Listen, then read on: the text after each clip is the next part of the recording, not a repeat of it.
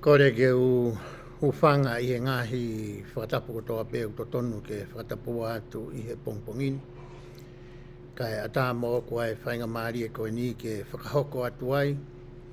Ai polo kalama ko ia ai pēsi o e hunuaki na a lalafu. Ko hingoa ko Paulo si naua me i Salt Lake City, Utah. Pea ko whie taitai rea ki mautolu hono ko toa ki he tau polo kalama anga maheni he pongpongini. Ka pau ko ke a pongpongi ha ke ko ako wholofola mo te wake ngahi ngā ue o e aho. Ka maapo ke aki mautoru te mautoki mai ngahi whainga maari le lei ko ia i ho mo ngahi taimi ata i he aho ne. Ko wata i bea whakamalo ka te ki mautoru, loto hounga au pito, ko hi ko e taimi o kumu whakamoreki ke vahe ai polo kalama, pea ke tufaki e tau polo kalama i he ngahi social media ke. Hange ko ia ko e Facebook ki o tau ngahi kau ngā mea mo tau ngahi maheni. Pea mo e kau karistiani ko toa be te nau ngari, te nau kau whakataha mo ki tau tolu. I he ako whakalau maari e tau whai tō taha i he wike, i he polo kalama ko ia o e pongpongi ne. O te apifoke whamanatu ka teki mautolu, o ku mao e polo kalama koe ni i he YouTube. Ka pau teke alu ki he YouTube i o taipe i ai, i ho whekumi ko ia i he YouTube, o taipe i ai hunuaki na a lalafu. Teke mao ai ngahi video tatau, ai ako ke mea mai ki ai i he Facebook. Ai ako ha feitu lalahi ia e ua, te maulawa ke mata ia ai ai polo kalama ko i tau whai whaka wike. Pea kua tu ai whakamalo maalunga ke te motoro. He ku mamata ki he nihi o ku nau mata ia tau polo kalama. O ku tōlahi abito tau whatoko ua, mo tau whatua whaafine. O ku nau maa e whainga maari e ke sio ki he tau polo kalama. Makatuunga pea mo loto lelei ke vahe atu e ki tupa. I hiri ho mo mamata ko ia ki ai pelo rotonga mo mata ia tau polo kalama. O kore ki he lau maari e o tuake ne hanga whaitapo i ki nā i he pongpongin. Ko hike ni o mai ha loto manatu maha ata mai le lei. Pea hanga hei lau maari e whakamanatu i kia te au pea vete hoku e le lo tapuange mo i tau whetanoa ki he pongpongin ni. Ke o atua e ngahi mea na e whai ki ai hasio moha wakai i he wike koe ni o kutau na e mahiri atu me tau pokama whakaosi o au mai ki ane hengi. Kono hinga ke o atu ke teki motolu ai ngahi whakamatala koe ni. Mai ngahi mauanga tokoni na e to'o mai ngahi whakamatala koe ni me iai. Ke lava ke tokoni i koe i o ako whakafoi tui mo wako whakawhamiri ko ia ai ngahi laukonga anga maheni o ku tuku whakawike mai ke tau mui. Ko me osi e tau. Pe te tau situ atu me tohi whakawa motua. Pe tau hoko atu ki he whakawa fo'o. Ia ne pehe ko whaamu pe e tāpu e kina aki ki maudolo ku mo whanonga mai i he pongpongi ni. Me whainga maari ho mautaimi ata ai lau maari e te tau. Ke lawa ke whetala no aki ho tau lau maari e. E ngahi mea te tau sio ki ai i he pongpongi ni. Hange koe ku mō mea i he wikeni ku tau sio ai, pia ku o mai e tohi a TANIELA. Pia koe tohi koe a palofita ko TANIELA, wahi pe e taha ua. Ka ku o mai pe e he siasi a wahe uluaki, ki he wahe hono no, ke whai ki ai e tau whetala no aki koe i he ahoni, aia koe re soni lau tohi whakasāpate ia teke whanongoa, i ho mea atu koe ki lau tohi whakasāpate, i he sāpate kua manaki ke hoko mai. Kau kaifo ke pehe ia ke tuku ai, pia taofi ai koe pia moau. I he tahanga ko ia o lau mo ako mo whakatotolo, ai kāno kato ko ia ai tohi a TANIELA, me he wahe urua ki he wahe hono taha ua. Ka neongo ia, ko he hape mea te taulawa ke whakahoko i he pongpongi ni, ko tui e whiunga ai tokoni ko ia, kia te koe i ho ako. Ko ia he ahoni te tau sio rewa ki he tohi ko ia.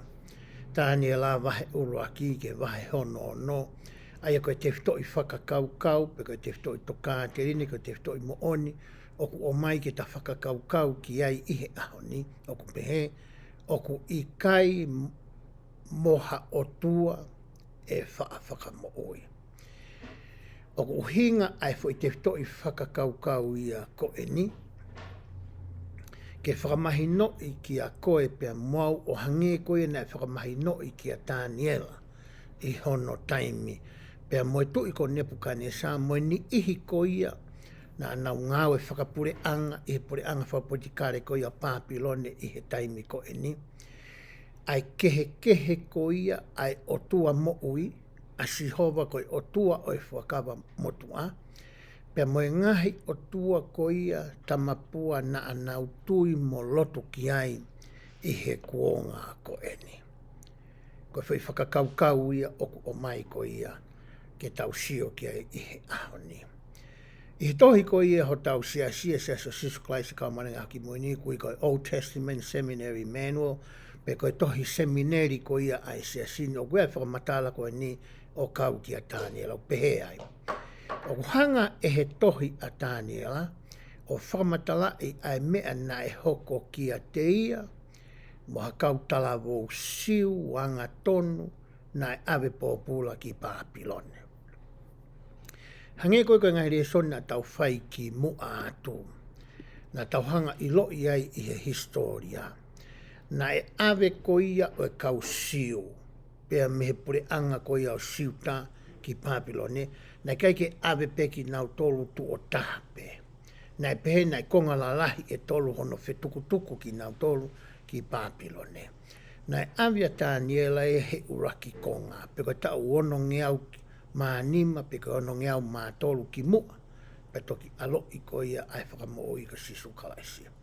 Na e hanga ai e Papilone, o mao ai a Seusarema, pe ne hanga ave ai ai ni ihi koia, o e kau tala vou tala noa ki ai e tohi seminary koe nā kulau atu, pe moha kakai ke, na e whiri me Seusarema ke ave ki nau tolu ki Papilone. Pea osko ia pe hangalewa e nau tolu ia whakatu, ha tui ai koe tui pe ia ke whafafongai, ai pure anga Papilone ki Seusarema. Pea koe taimi whakahistori e whai ki ai e tau tala noa ko e neo. Hoko te whamatala e tohi seminary. Oku Ikai ke e iai ha ilo ia ki he neongo mātua ko ia a TANIELA. Ka aku ngari na iai hono hako i tui. Ai aku haa ia i he tohi ko ia a TANIELA vahe urua ki vesi ko ia hono tolu. Pea te ulawa pe ke lau atu ia. Ta tohi TANIELA vahe urua ki i he vesi ko ia hono tolu. O tau monu ia foki he taimini a ki tau tolu, ko hanga e he siasi o mai ai fuakawa motu a mo e fuakawa fo ou i he ki epi ko ia o ku i loa ko e Gospel Library. Ai koku i ho o telefoni. Taimi koe ne kai ki asi ai fuakawa motu a mo e fuakawa fo ou. Ka i he ahoni o ku iaia, ai a ko lau atu eni me he ku telefoni. He vesi hono tolu na e pehe ai. Pea na e rea ai tu i kia asi pinasi, koe eiki o ene kautala whekau. Kene o mai hani ihi o e whānaua isileri, pea moe hako o e tui, pea moe ngāhi o eiki.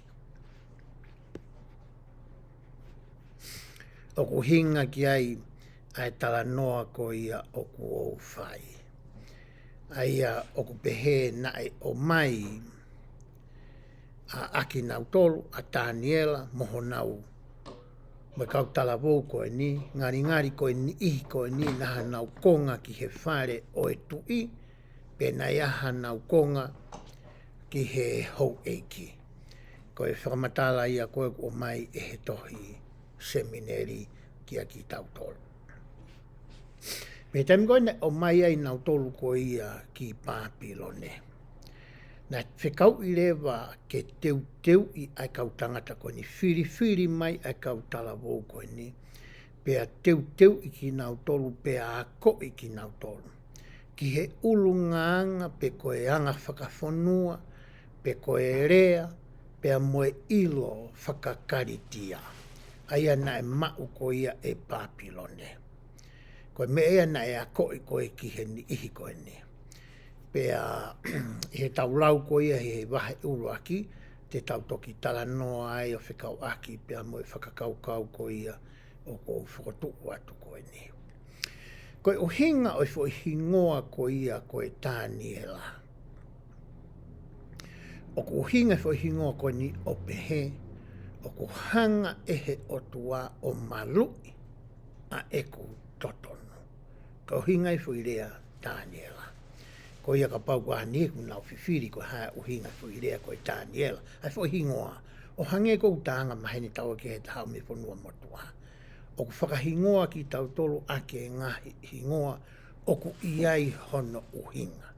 Ne kai ke pehe ia, ke whakahingoa ki tau tolu ia, a whakahovare pe ku nau to'o mai pia whahinga hingoa o whahingoa ki tau tolu. Na iai hono uhinga mono whakavae mono tau mua. Ko hinga ke tuku whakaholo tokua, ai hingoa ko ia. Hange ko au ko hingoa ko Paula Pisinaua.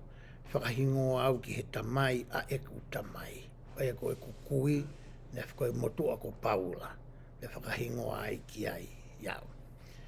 Pea ke tuku whakaholo ai hingoa ko ia, I ho mau whamiri, ko e ko whakahingoa I hoku whohalahi, ko Paula Pisinaua, whakahingoa hoku mokopuna lahi, ko Paula Pisinaua.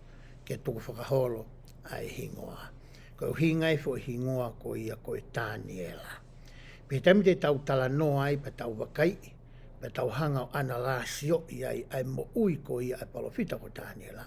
Te tau sule ke mahu inga o I fo hingoa na whakahingoa aki. Na kai fo ke ngata pe ia Taniela. Hono o mai ki nau tolu ka nei mo ngahi mo kau tala wo keke. Ikai ke whakamatala ai historia ai mo ngahi fo ke ilo pe ko e hae tau motua. O kau tala wo ko ni na avia ki nau tolu tau na avia nau toki Papilone.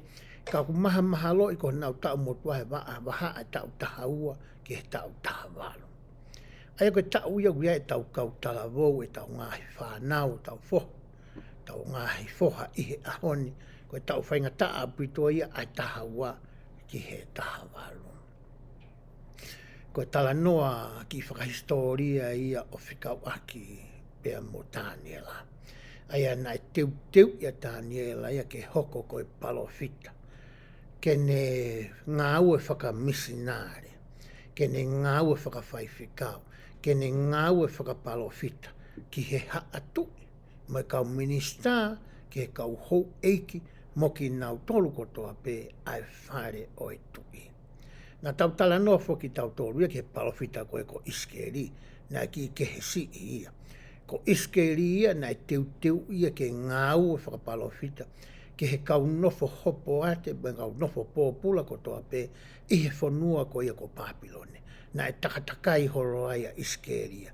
Na e whiohia iskeria mo e kulupu ko ene. O whaikia ene ngāu e whakapalofita. Pea ngāu e rewa asere mai aia. Nofo rea asere mai aia I Seusarema. O nofo ia o au ki hono whakaauha ko ia o Seusarema.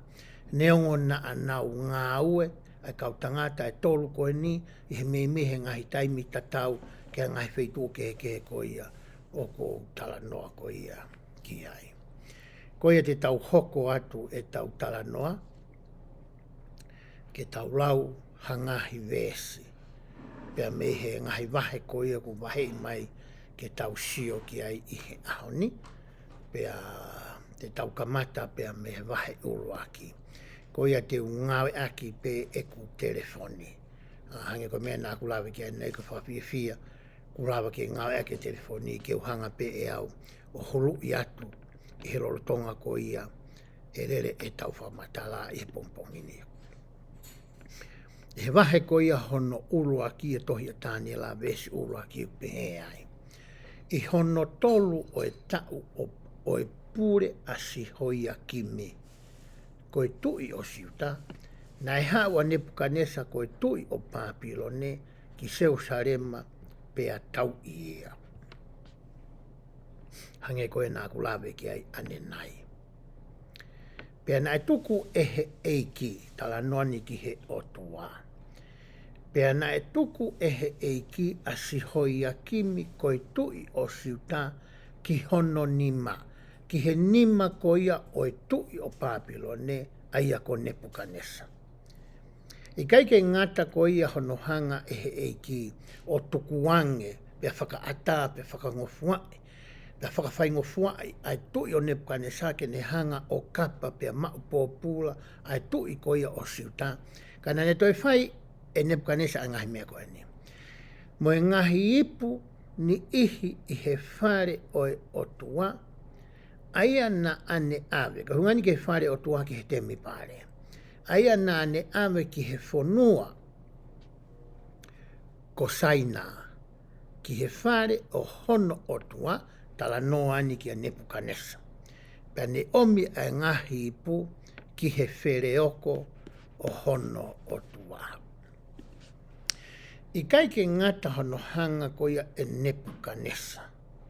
O maupo pula koia ai tui o siuta pea kamata ke whetuku tuku ai kakai me iai ki Papilone. Ka ne toi hanga ia to o mai ngahi ipu.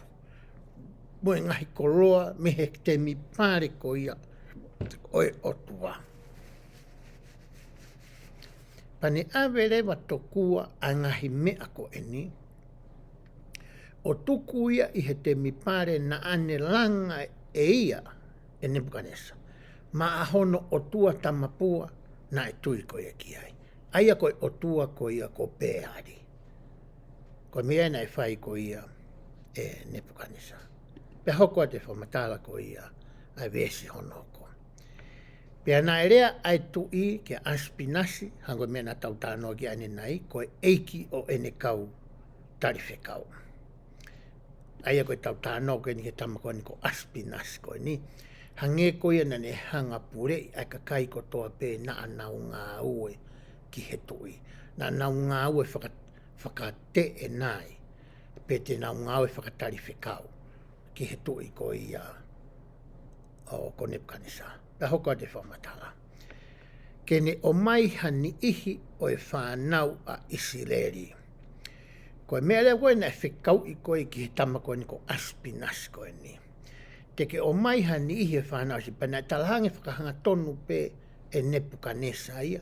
Ai whaahinga kakai, mo e whaahinga poto, mo e whaahinga tuunga, mo e tōkonga, mo e tōonga ai kakai koe o kune whie ma. Ke o mai me i siuta ki he pure anga Papilone. Pea hoko te ni whamatala. Koe ni ihi enu kakai nai loto koe ai tui ki o mai. Hani ihi kua nau hako i tui. Pe kua nau konga ki he whare o i tui. Pe kua hani ihi kua nau konga ki he whare o i hou eiki. Pe te hoko te whamatala ai vesi hono wha. Koe whanau tae haila. Koe te sio koe ki whamatala ko ia ai vesi hono wha. Ka pau te tau sio ko ia ki he tohi Refa Britania. Ko ha whanau koe ni tai ai honau ila. Pe ko ha whanau o ku mata lelei. Koe tala noa eni ki he fortunga whakatua sino. Koe uhinga e fui whamatala koe ni whanau tai ai hanau ila pe mata lelei. Tala noa eni ki he fortunga moe e anga koe e nau asi whakatua sino. E te sio atu koe ki he tama koe ia. Koe me e uhinga e fui whamatala koe ni o ku whai e toi. Pea hoko atu e whamatala. Pea poto i he ngahi poto ko toa pē. Koe poto i he ngahi poto ko toa pē koe ni. Ka pau te tau ngā ki pēhono fo i riu whakatonga ko ia. Hange hei kai ke loko mahino lelei. Ai uhinga ko ia ai tui ai tutuni nāne whai. Ka uhinga ai fo i ke toi me Refa Britania. Ko hakakai o ku nau tau kei. Ko hakakai o ku nau wala ala poto. ko hakakai o ku pōto I hono whai, ha whaahinga ngā ue. E ngai poto keke, e ngai ngā ue keke. Hange koe ni, ka pau te o mai ki e ahoni, ke tau whatatai anga e tau nofo e ahoni. O koe ngai ilo me ngai pōto I whaka ngā ue, o ku mau I ngai ki e nofo. Hange koe ni, wai kau tangata me kau whiwhine unau poto he ngā ue whaka uhi la. Koe ngā ue whaka pala ma, koe ngā ue whaka IC, wai kau tangu poto he ngā ue whaka sima, koe ngahi oha a, koe langa oha whare. Kau tangata unau poto he ngā ue whaka whaito o, koe kau tō ke tā, koe kau nes, wai hāfua ngahi whatongia me ngahi ngā ue e tawhaki pe koe malai, o e whaka whaito o, ai kau loea. Koe kakai pe he na uhinga ki ai ai tala noa poto I he ngahi poto kotoa pe. Koe kakai na nau lava mea, na nau matao tao, na nau ilo ilo. Na ia e nau ngofua pe koe nau certificate pe koe nau tohi whakamooni ako. O ku nau lava e whahinga ngā ue ko ia.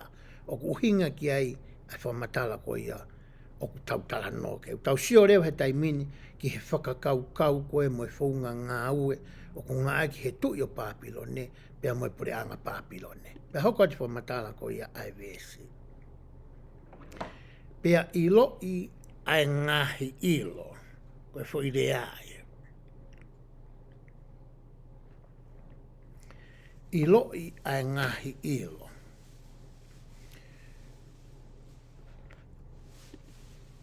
Koe te sio koe ki he refa pitania te sio ke ilo I ai ngahi ilo.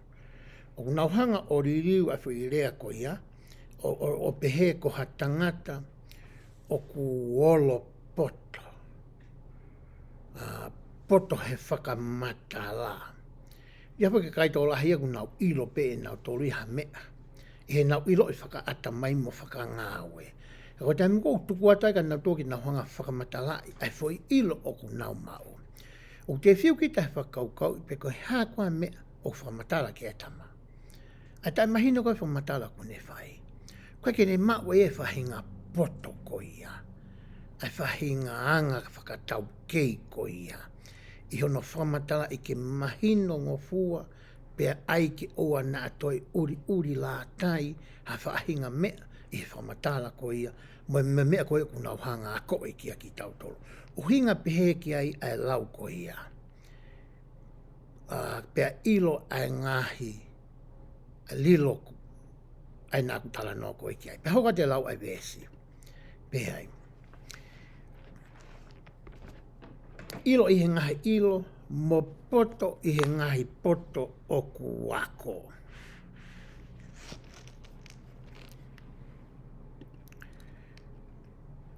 O ku to'o mai ai ririuia me whiria poto I he ngahi poto o ku wako, ka pau te tau sio ki he refa pitania, o ku pehe ai ke nau poto I he mea whakasai e nisi. O ku pehe refa pitania, and understanding science. Koe ngahi mea whakasai e nisi. Mo ilo I mo tō waha mo ngai whānau ko ku aru ki he ako. Nau matao e he ako. Koe tahaya ngahi re soni o ku mahu inga ke poto ai e whānau ka pau ku nau taumua ki he malae ko ia hange koe mea whakawhai to'o. Koe malae ke ngahi mea whakaastalo noma. Koe ngahi malai ke ngahi mea whakakautau. Mai hāfua ngahi mea whakapoto ko ia. O ku mahu inga ke eha nau ilo anau tōru ia ke ngahi mea whakasai e nisi. Kau hinga e fo I whakamatala ko ia ai tohi koe ni tohi tapu tu I se misi ke ilo I ngahi ilo. Pea toi pehe ai mo poto I he ngahi poto ko ia o ku wako ko hinga e tautala noa ki he ngahi mea whakasai e nisi. Pea hoko te whamatala e vesi. Pea moki nau tolu na e mau ai whaafai I a teki nau tolu ke tuu I he whare o e tui.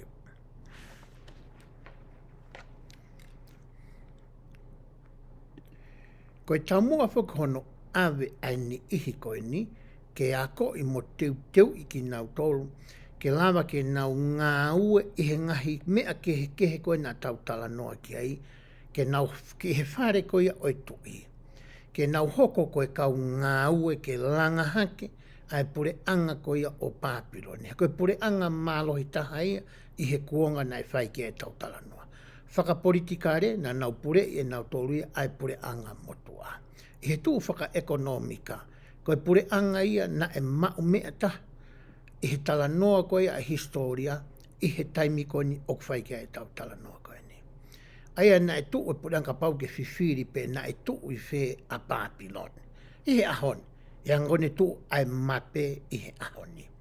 Koe wheitu pe koe pure anga koe ko Iraq. Ai koe nai pure tamau ni ko Saddam Hussein. Koe wheitu uia nai tu uai a pauktua Papiloni kon whaikia e tautala noa koe ni whakawholofola i he ahoni. Aia nai tu uia i he vee vai tawhi iu whare tesi. Ka pau ke whi ilo ke tuanga Papiloni. Pe tamgo te ke aluai koe ke historia. Te ke sio ai ke fu a ko ia na e langa e Nebukanesa. Ke ne hanga o a takai ai kore ko ko Papiloni. O hange koe a ko ia ta maheni mo hetam na tautala noa koe ki seusari ma. Pe he tala noa koe historia. Koe whaalahi to kua o funga a ko eni. O pulama ke arua e saariote e wha i he taimi pēta. Koe maalunga a ko ni ne fute te au tupu hono maalunga. Koe a koe ni. Koe whahian, koe me eu tala none whakam koe ki ai koe ai tui koe ni. Ke o mai hani ihi o nau matao tau, ihe ngahi tawha aki ke. Mea whaka ekonomika, whakapaanga, mea whakakau tau. E anga koe ia whau o e whonua mo e hāfua. Ke tokoni ki hono langhake a hono pureanga. Pea hoko atu e lau koe ia ai vesi.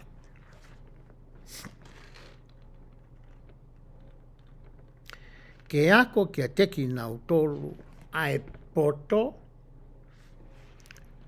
mo e rea ai kau karitia. Pea kanoni aki a hono ako i kia teki nau tolu ai rea whakakaritia ai poto whakakaritia. E tamu te tau whatotolo ia historia ko ia o Papiloni. Koe wheitu ueni na e tomu a hao mei ai. Na e tomu a ngawe aki ai. Ai ngahi mea whakapoto. Ai ngahi mea whakawhika. Na e mai mea ai lao. Koe lao whuki na e pāsi pē me he ngutu ki he ngutu. Hange pē hatala tuku whakahoro. Na e toki tohi ia i he tohi. E he kautama koe ni he pura Papiloni. Sia ne ko Hammurapi, e ne asko e historia. Koe na ne whotua e uraki lao, i he tohi, ke haisia ki ai kāinga o e whonua. Koe uhinga ia o e tala noa koe ni he vesi koe ni, ke ako i ka nau tolu ai lao, mo e poto, mo e ilo koe ia ai whonua koe ia mo e rea whakakaritia. Tami koe te tau sioi ki he vesi koe ia hono, ai ni kou tau lau, vesi koe ia hono, nei ki sioi ki e pue vesi hana tau lau. Vesi ono wha. Pa tau sio rewa ki he whai kehe ai whaunga koe na e ngawe aki e he kau Asiria, pa mo e whaunga koe ko ngawe aki e he kau Papiloni. Koe whaunga ngā ke kau Asiria, na tau tala no ke ai ki ono ke whahinga koe toko hongo furu, na i loa koe koe pure anga i he noate. Ai na hanga kau Asiria o whetuku nau tō. Ko nau kolo mua whuka Samaria. Whetuku rea kau Asiria whakamore vete. Koe whainga whunga ngai. Koe whakakau koe ai pure anga Asiria. Ka pau te tahonga whakamore vete ai kakai o whonua. O te nau nofo whakataha i a whetuku. Koe mea rewa hoko te tahonga whakawai e nau mo ui whakawhonua mo e nau nofo whakapolitikare. Ke wanea taimiku nau toi tuu hake e ke nau tuu tau mai i he pure anga Asiria. Pea whetuku rewa nau tōruia, ka nau o mai nau tōru ho nau kakai o nau tōruia. Ke ki toenga koe na e nofo i Samaria. O mai nau tōruia o whakakakai a Samaria. Kono hinga he tawa ua ki whakawa whoohu, na e nofo wheke iai ai kau siu mo kau Samaria. Kono hinga na e pehe kau siu ia koe kau Samaria, koe kau hawhekasi. Koe kau siu totonu ia. O koe kau isileri, toto isileri mo oni ia. ko e tui fio ia, ai toto asiria, mo toto isileri. Ko e whaunga na ngā ki ko he kau asiri ai. Ko e tambu e ngā mai ki whaunga ki kau Babylon, ki ke he si, ai whaunga na ngā ki Nebuchadnezzar. Na e loto a Nebuchadnezzar, tau sio tau tala noa koe ni i he tau sio ke foi o tolu koe no whitukutuku na o tolu koe kakai me siuta koe ki Babylon. Na roa ke ave konga, ai kakai koe ne kau a TANIELA. Ai kau poto, me kau tu maani e, me kau hatu, mo hau eiki, mo haifua, roa ke ave nao tolu. Kai tuku beka kai eke nao nofu. Ia i pe tui, ka nao whakahongongo nao tō ke pureanga Babylon. Loto pea Babylon ke ave pe ni hiko ni ke toko ni ke langa hake a ai pureanga pe koe empire ko ia Babylon. Kai toi tuku beka kai eke nao nofu pe nao tolu ia. Pe anga tu ufoki ai tu ia ki Babylon. Ko mea lea nai hoko, ne mai mo sete kaia, tu i whaka osia, pe te anga tu kua sete kaia, pe nai hanga lewa he e pure anga Babylone, o kapa pe whaka auha pe tutu ai, a Jerusalema pe ave lewa, ai toe ngā ki Babylone.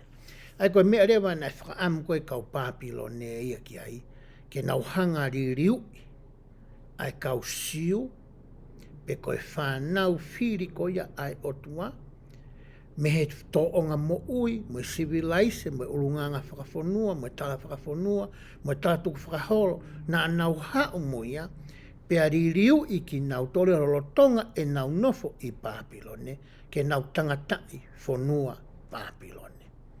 O hange koia i he tala noa a historia, ai e nai tautoki au ke he tātohi ko ni a TANIELA, i he taimi koia nai hanga he pure anga Persia, o mauni maa ko ia panehanga o kapa pane kuna e koe pure anga Babylone. Pena e hange koe mea na kikite ke a Seremaia. Te nau nofo pōpula i Babylone, o au ke pure anga Persia, he tau e fitu noa. O se tau e fitu noa, pato ke hanga leo he tangata ko ia ko Cyrus, pe ko Silos, mahalo koe ofta haia, ahi ai whakatonga, o whakangofua i ki nau tolo a seru pāperi, mo ni ihi ki nau foki mai, o langa ai tempare ko ia i Jerusalema ko hina whakaauha fokia e Nebuchadnezzar. Koe anga ia koe ai whaunga ngā ue na e ngawe aki e hongo pure anga koe ni. E hange koe o ke mea ai. O ku ngawe aki foki ai kuonga whakaosi koe ni o pehe o ku tau nofo i Babylone. Ke whakataipe ai kuonga o ku tau nofo ai ki he pure anga Babylone ko ni oku tau tala noa ki ai. Aia ko TANIELA, kune o mai e ia, ai whaunga ke mo'ui aki e hani oku nau nofo pōpula, pe nofo haisia kiha pure anga ke. I he tohi kone tau ako ki ai, he ahoni. Pe hoko atu e lau ko ia, ai wahe ulua ki. Vese ono ni mau pehe. Pea ne tūtūni e he tu i ki ai. Tala noa ni ki he ne tamakonu pure ko ni ko apinaisa ko ni. Ai tufakanga mea kai i he aho kotoa pe. I he mea kai ai tu i. Pea moe waine aia na ane inu.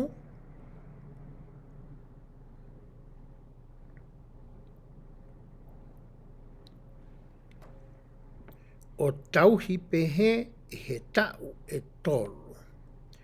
Koe uhi i he ngata anga o ia ke nau tuu i he ao o e tui.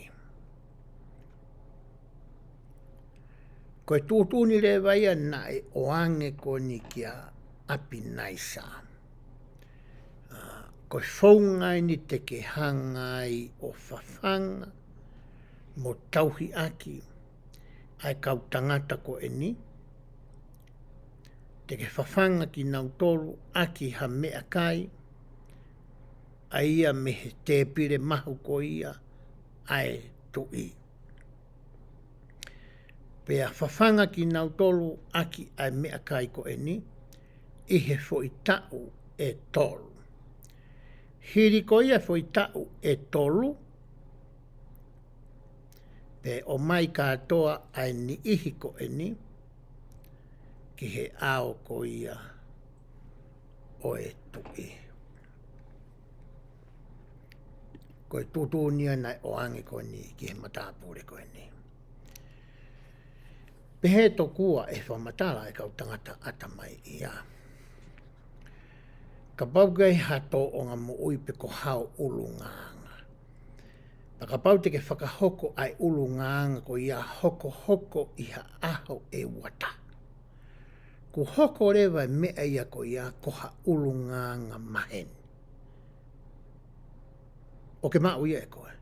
Hoko e koe konga o ho mo'ui. Hoko e koe mea ko ke angaki. Koe mea te ke whai e koe ia. Paka pau mo one lau ai kau tangata ata mai ia ko e ni. E whē rewa ai mea tau tala noa ki ai. Koe tau e tolu ke whawhanga aki ki nau tolu ai mea kai koe na e tu uni ki ai ai tui.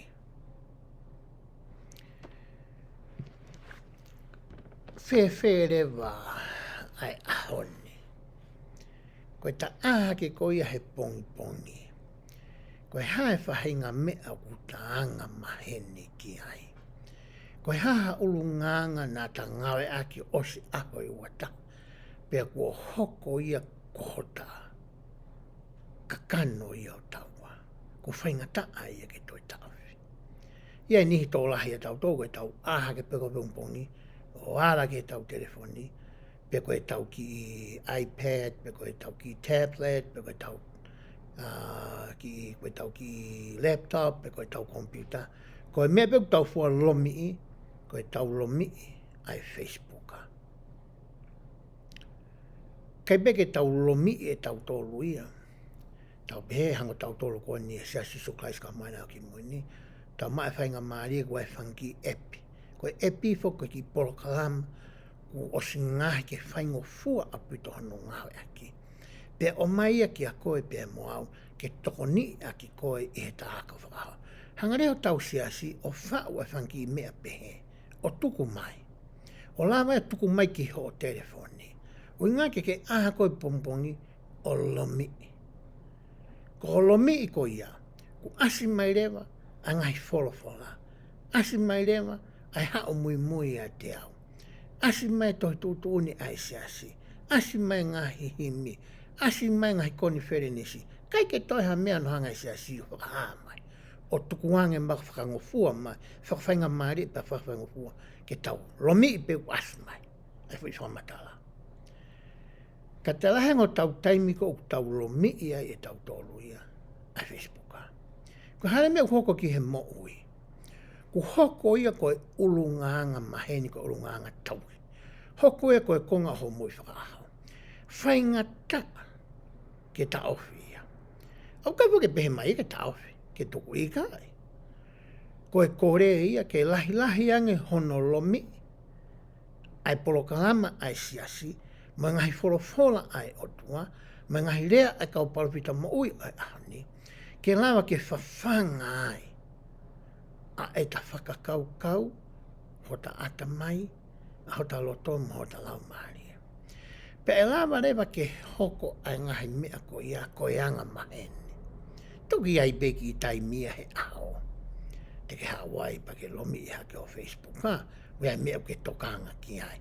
Ko ne ospena kapa mageri. He ka paure te tau whakamoreki ho tau ngahi aho. He tala no ko ne wes ko. Tau e tau ne oange kau tama koe ni. Ke tau romi i ai pe tau mao mea tokoni whakaaha. Me ngai wheitu ke kai tuko e wholofola ko ia ai Otua. O mai behe ko ha mea hoko ke tau mo'ui whakalau maari. Ko mea ta tau pe e hoko, ka pau te tau whai kai e mea ta tau pe, o kui kai ke sai ki ho tau sino, ka tau mao pehe aho kotoa pe, ko mea pehe hoko e maha ki ho tau sino. Whakamateria. Pe hoko te whamatala ko ia ai wesia. Pea i reki nau tolu i he whanau a Suta, a TANIELA, mo Hananaia, mo Misaeli, mo asaria. Ko hingoa eni o e fo i toko wha, aia o ku lawe ki ai atohi a TANIELA, me he ni ihi toko lahi, o e kautala vou me he kausiu, na e ave pōpula ki nau tolu, ki Papilone. Ke tamu tau sio ai ke hingoa ko e TANIELA, ko e kapai tau sio ke hingoa whapapalangi. Ko e whakaosi o whakaosi ke whuirea ko e IELA. Ko e whuirea ko e El, o kuha mea e whuirea ko e Elohimi. Ko e tahai e ngahi huafa o e Otua, ko e Elohimi. Ko hinga e whihingoa TANIELA i he konga ki mui. Ko hingoa ko ni ai ki tamau ni ko hana naia. Ka pau te tau sio herea whakabritania. O ku whakaosi ia ki he AH. Pe ko i ia. Ko i ia, o ku hae mea whuirea ko i Yahweh. Whuirea whakahepe lu ia, o ku hinga ko Sihova. Ko hinga whuirea ko i AH ko i ia. Tau sio ke hingoa ko hana na ia. Tau hingoa ko ke hingoa ko ni o asa lia, ainu hingoa whatonga asa lia. Ko Misaeli, whahai kue ke he IEL, hange ko TANIELA. Pau tau sio rewa ke he kau tangata ko ni, na e whakahingoa ki nau tolu ia, aki a hingoa o Otua ko ia o ku maheni, pea i lo i pea loto ki ai kau siuta. Pe koe kau siu. Hangarewa he tau sio koe ki mui ki heanga koe o whaunga ngāu e whakapāpilone. Hangarewa e Nebukadnesa ia o whakahingoa e kau tangata koe ni, aki ai hingoa whakapāpilone koe puta iloi. A me sake, seteleki, mo apten ko. Pea whakahingoa foki a TANIELA ko perisasa. Whahingoa tokua nau tore ke ngahi Otua na e tui ki ai kau Papilone. Loto nau tolu ke to, ai hingoa whakasiu ia. Ai hingoa ko ui whakaaho ki nau tolu, ke tami ui atua e TANIELA, o ku mana tui e he tamasi i, ai uhinga hono hingoa. Ko e Otua, o ku ne malui, a eku totonu. Whahingoa ia, ki he Otua ko ia, ko Elohimi. Whahingoa hana na ia, toho no konga nui ngoa, mea Sihova, mo asalia. Koe mahu inga ia ngā hingoa koe nanga, ka toho fuke kau tama koe ni, ka whahingoa ke ngā hingoa ke. Koe ki konga iku mahu inga ki he mea hingoa koe nā tala noa ke ane nai. Pe hoko atu e lau koe vese o no fitu. Aki nau tolu na e ai ki ai ehe eiki, o e kau tarife kau, ai ngā hingoa, he nane ai ki a TANIELA, ai hingoa koe peliti sasa, pe koe peliti sasa, pia ki a hana na ia, ko seteleki, pia ki a Misaeli, ko mesake, pia ki a asaria, ko ape tiniko, ko ngā hingoa ia nā aku lawe ko ia ki ai. Ka na e whakapapau a TANIELA i Honoloto, e Ikai tene whakauri i ia, aki a e tufakanga me a kai o e tui, pe koe waine na ane ino, koia na ane kore ki he eiki o e kautari whikau, ke oua na ne whakauri i ia. Na e whakapapau'i e TANIELA. O kuhanga he fo i whakamatala ko ia, o a koi ki a teki tau tolu. Na i kai ke tari pea TANIELA e ke toki iau ki he aha ko ene. Ai ne whikau iai ki nau tolu, e he tui ki he ne tari whikau, ke whawhanga ki nau tolu mea kai ko ene, pa ne tari pe ki ai pe tene pehe, io e kai ai pe Ikai. Koe mea koe nina ni whakapapau I pe ia mei mua, mei fuoloa. Tau pe mei fuoloa na no sanga ia whakamai no. O se whetala no akia mohono loto. Pa ne whakapapau I pa ne whakamahi no. Ka iaha taimi pe he e hoko mai ki hene mo'ui. Hei kai ke ne whai e ia ai mea ko ia. E piki pe ia ki he mea ko ia oku mo'oni. Whewhe rewa e tā nofo ko ia I he ahoni. Whewhe anga e tā whaunga tā tauia ke tā whanau. O ku tā ko I nai ki e tā whanau. E ngai toka te rini mga te whito I mo'oni. Mo ngai whono mo ngai whikau ai Otua. Mo hinga o ku mahu I ngai ke tau talanga fua ki ngai whikau mo ngai whono ko ia. Pea tau whinga e he aho kotoa pe ke hoko ia koe ulunganga maheni. Ke lava ke whakatupulaki ai ulunganga ko ia. He na e whai ia o laui taimi. Kono hinga ke taimi koe e whehanga ai e tau whanau. Me ngahi mea ko ia, me ngahi ai ko ia. Me ngahi whakatanga ko ia.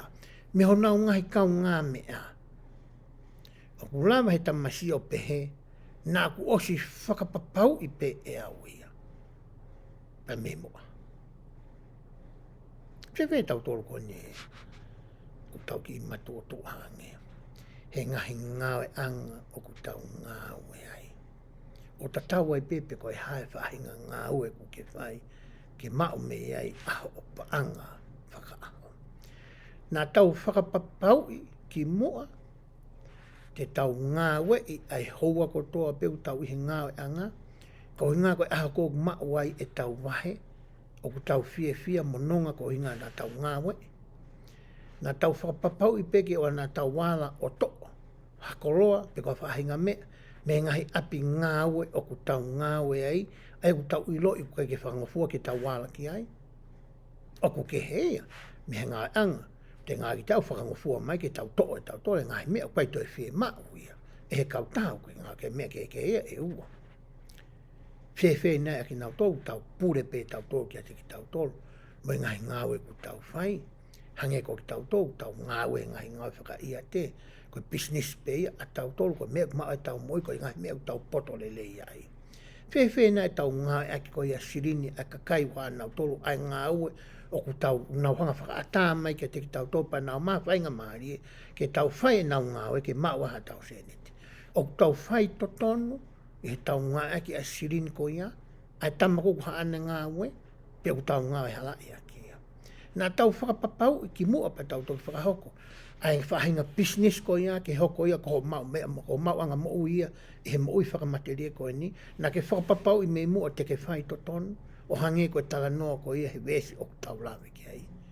Na e whakapapau I pe ia e TANIELA ki mua o te kei ke hoko ai aho ia koe ni. Koe whehu I lewa o ku atu koe ka te ki tau tolu. Koe hā mea na e ngāri whakari e ria pe he ai ki he ata mai mo e whakakaukau ko ia a TANIELA. Ai ke kai pe mau mea tokoni, mehe mea tokoni ko ia ai tui.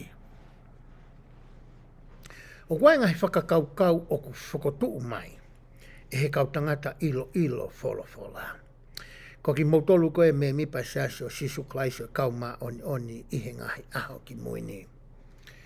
O ku iai ai tohi tokoni. O ku o mai ia e he seasi ki a koe pia moau. Ke tā ngāwe aki. Kai pāngo koe tohi tokoni ko e ni, o ku hau ia I he rea whakapiritania. Ka te ulawa pe ke uhanga o atu I he eku telefoni, ai wheitu te ke mau ai ngahi tokoni ko e ni. Ko ia te ualu ke ku telefoni, te umawahe me whakawa motua, ka tau alu le ke wheitu ko ia ku mau me ai, ai taho e ngahi mau anga tokoni ku hanga e he seasi o tuku mai ki a koe pe moau ke tangawe. Koe te alu reke ku telefoni heni. Pe a hange koe mo mea mai ke ku telefoni, te mawahe rewa mehe ku telefoni. Pe a hange koe mea nai ku talanoa koe ki ane nai, te tau alu ko ia ki he e tau fo i epi ko ia tau ngā ki aini ko na kulomi i. Pea te tau alu rewa ki he laiperi.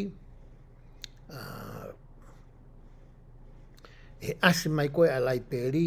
Pea te ukore ke alu ke rewa Britania. Aia oku iai ai tohi mawanga to koni. Koni ase atu fokena aho epi ko ia o ke ngā aki ho telefoni. Whakapau te ke sio hifo ki he tohi himi, koe tohi hen puka, koe u makasini, koe fo i mea ku hoko atu, koe tohi, koe u tohi mo ngahi le soni. Pe koe books and lessons. Pe koe taimi koe te ke lomi ia ia, te na wate ka te koe a seminary, koe institute, koe historia siasi, mga mea kehe kona ku asimai. I holomi i koe a institute, o ku asia tu rewa ai u tohi kehe koni o ku ke mea ki ai. Pea sio whakona ki he tohi, pehe he tohi hina koe nā. Koe ki tokoni ia, pe koe whakahino whika aki mo tohi Fakamo'Ui motua. Koe Fakamo'Ui motua koe ia ki he tohi ako ai tamasi i ako, aia koe ulak Fakamo'Ui ko asia tu, koe se nesia ki a ua Samuela. Ta o si tua ta tome ai. Koe whakaos koe tohi Fakamo'Ui ne asia tu iho o epi koe na asia si, ako asia me he tohi ngahi tui ki a Malakai. I holomi i koe ai tohi koe ia. Te ke sio rewa ki he u tohi koe ia i he Fakamo'Ui motua. Pea e aonga au pito a mea kone kou tala noa ki ai, ki hataha o ku whaiako i he lau tohi whakasāpate. He te lau ke whakaonga e mau anga tokoni ko e ni, i ho teu i ko ia ai le soni takitaha, i he aho sāpate ko ia te ke whaiako ai. Te tau whakalaka mai nia Isaia, tau hauen, tau siohi foheni, ki a sere maia, tau alu ki a isikeri, pa tau siorewa ki a TANIELA. Koe palofita ai Otua. E taimi koe te ke lomi i ai tohi a TANIELA. Koe mea rewa ena te ke sio koe ki ai. Te na watu rewa ki i talateu ki tohi a TANIELA. Konga mea nā kulawe kei aho ni koe to'o ia me he talateu ko eni.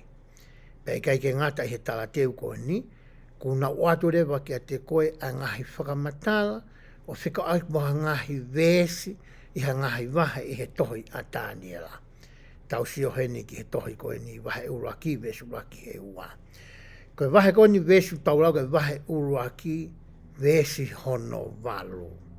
Ainu taulau koe ni he taimine. Hanko mena tala tu mea pango, koe ni asia tu i he tohi lea whakapiritania. Aia koe fwoi whehui koe nā whakotuu atu, koe whehui au whakotuu mai kai tohi koe institute. Koe ha mea na e kou pe whakarieria o whekau aki. Pea mwe mea kai koe ia aetui. Koe whakahino koe te ulawe ki ai, o kutoo atu ia mehen. Me whamatala koe ia aetohi koe ni. Koe he taimini te utoi whoki rewa, ki he tau wholofola, i he Fakamo'Ui motua, o hinga ke hoko atu e tau ngā aki ko ia ai tohi tapu whakatonga. Te waurewa heo toi ririu ki he rea whakatonga, pe te tau aru rewa kume ngahi wholofola, ai a koe ni ku asat koe ni, te alo ririu e rea ki he rea whakatonga, e asa rea Fakamo'Ui motua, ai ni koe na mawahe me iai, ka tau ki sio o whekau aki, tohi ena TANIELA, ai koe wahe uru aki eni. Vesi hono walu, ai ana ea o mai koe ki ai e tau. Whamatala koe ia, i he tohi koe nia TANIELA. Pe te uatu rewa ai whamatala tokoni koe ia o mai e tohi koe ia institute, ke o hinga na kai ke loto fie Maria TANIELA, ke mau mea tokoni, me mea tokoni ko ia aitoi. Pehe whamatala koe tohi institute. Ngari koe ni ihi o mea tokoni ko e ni, na o mai koe ke nau kai. me he tui pa mane kau ngā hawe.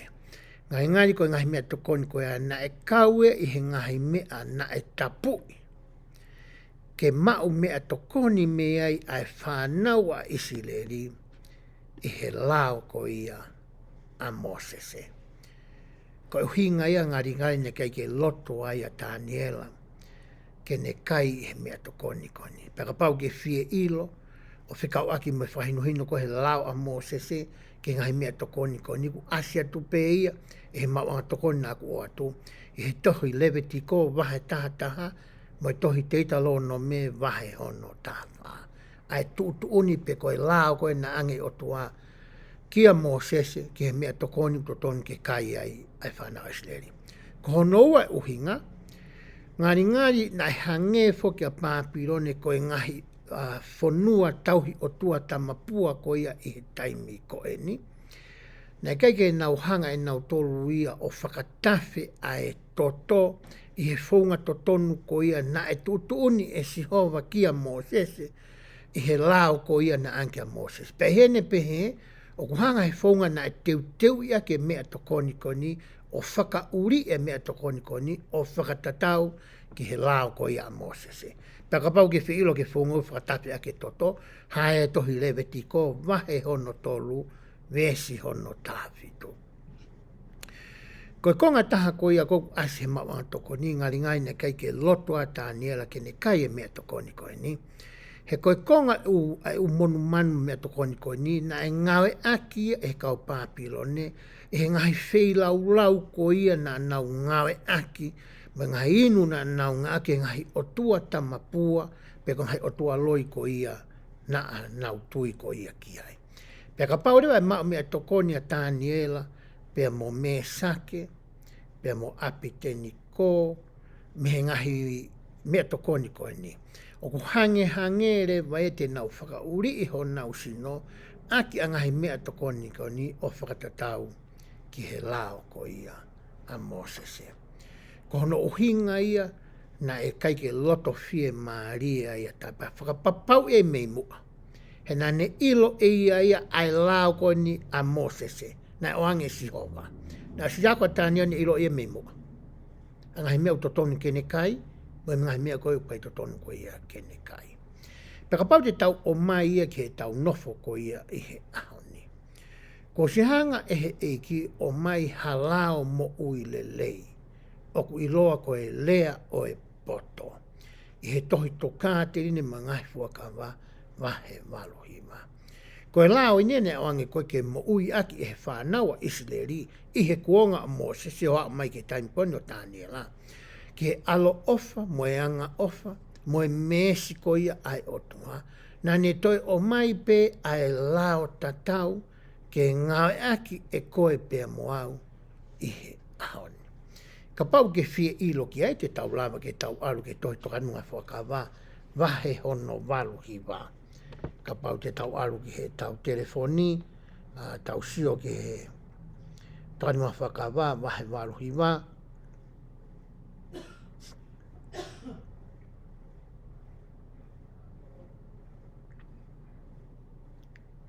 Koen te ulomia tan whakawa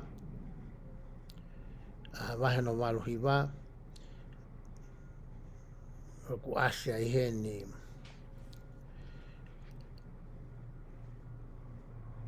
ai lao koe ku iloa tau sia si vesi ulaki pehe ko harea o e poto ke aonga ki whakataha e kautawa i ki lahi ko whakataha i ketlani whetuen me kautamana o ange ki ai mea koe ni koe o atu koe pōpua ki ofa kai o kai i kai i he whekau pe kouna whakamalohi ke he whakaha pea moe rea o e poto whakaha tui ai whonga mo whinangalo e Otua nuraki o maia koe pōpua ki ofa e honu koe koe lao ho tau sia si pea whakamatala rewa he no whekau aki pea moe ngahi mea ko ia o ku totonu ke tau kai moe ngahi mea ko ia o ku Ikai totonu ke tau kai e ka pau te tau lau ke vesi ni ma aia ka pau e nu waine pe ai nu malo e ataha te ki motor wa kai pai ke lelei pe tauia e ao o mo tamai kai ngata pe mo fata ki o ato munga sakameti I hono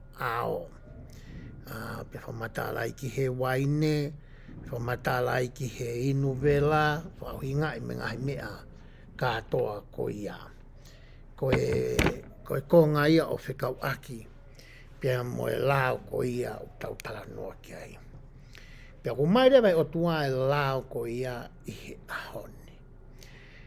Pia o mai rewa hono ngahi tāpu aki, o mai mohono ngahi lelei. Whakatu asino, pia ko Ikai koe ngata anga pe ia o ngahi lelei teke mao.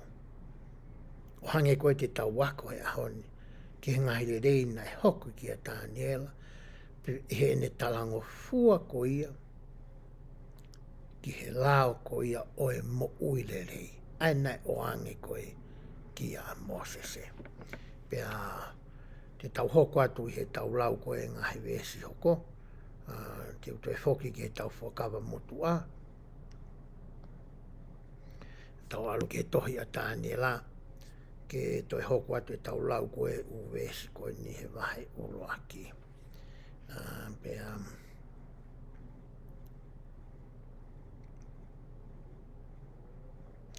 vesi hono hi wāku pēa. Pea koe ni kua whakatupu e he Otua I he loto o e eiki o kau tāwhikau, ai le rei mo ofa mamahi ki a TANIELA. Koe taimi kou tau whengai koe ke tauhi ai whikau ai Otua. Neongo pe koe hā ai whahinga whaingata, mo e mamahi mo e whaingata e te tau whipaki mo ia. O kuhanga e Otua o mai ngahi whonga. Ke whawhie maria ki tau tolo. Hange koe ni. Pea kua si tui e toko lahi e kia, pea ku hoko e ka teki mo tolo no kotoa. Tau alfu eni ke au ki Tisema. Koe whakaosi e tau. Pe whakaosi koe tau, ka matahitai mino le rea pia osi e tau. O mai he se se whainga maari e ke he me mipa kotoa, ke ngai whamiri kotoa. Ke nau mao ha whainga maari e ke sio ai ke nau piso pe. Ke whai e nau tari koe ke nau whuaki wahe honga fulu. Pe hange koe ku mou mea e. E taimi ku maua e tau paanga whakawui ke, pe whakawui ke ua whakamahina, pe ko hae whainga taimi ku maua ai. Koe mea to whika ura ke tau totongi, o ku tau totongi e tau wahe honga fulu. Pe taimi nihi tau wau ki he tuunga, tau sio, koe wahe honga fulu, pe koe whare, pe koe reni, pe koe mea kai, pe koe hapunga me. Tau whaki tae tokanga, pe tau toa tau sit mahanga fulu o ngā ki ngai mea ki he. Kau sea ngahi tala noa ma ngahi mea ku hoko, I he mo ui a aku, I he mo ui a koe ki whanonga mai. I taimi koe ku tau tuu ma uai, pe tau roto toa, pe whakapapau ia hango TANIELA ke tau hene ngai whikau. Hanga he eiki o whakamolu ai loto, o e kakai koe a ku tau mo ua ki ai. Whakamolu e he Otua. Ko si hoko e kia koe, ai mea kou tānoa ki ai. Ai nai hoko koe ka TANIELA. Ne hanga e Otua whakamolu e loto e taki koe ni. O e taki koe ia I he whare o e tui. Pea hoko a te whamatala koe ia ai vesi. Pea ne pehe, e he eiki o kau tari whikau ki a TANIELA. O kou mana wahe ki hoku eiki koe tui. Aia koe ne tuuni aha o mou mea kai, moho o mou mea ino. Koe hā ka mamata a ia ki ho mou mata, o ku mata mata kovi I he whanau, a ia o ku mou whaahinga ki ai. Ka pehe, te mou whakatupu tā maki ke tō ki hoku uro, pea mehe tui. Koe mea ine nei mana wahe ki ai pure ko ia kau tari whikau. Nei mana wahe ia ka talanga taa ki he whikau ai tui. Pea o atu ai a TANIELA mohono ngahi kau ngā mea. O atu whakataha moe toenga koe nei mau mea tokoni he mea kai nei tutuni he tui. Pea sio tu ia o ku mata mata le lei, pea saiange a kautama koe. Koe mea lewa hoko, e toho mai ai ita moe tautea koe ia, ki he eiki o e kautari whikau. Koe mea ne whakahange e he tangata ki a TANIELA. Pea whotuuanga rewa e TANIELA e whakaukau koe ni. Pea ne pehe e TANIELA ki a me lasa. Ai ana e whakanofo e he eiki o e kau tariwhikau ke pure ki a TANIELA. Koe mata pure na e whakanofo ke ne tokanga i a TANIELA mo hana naia, mo misaeri,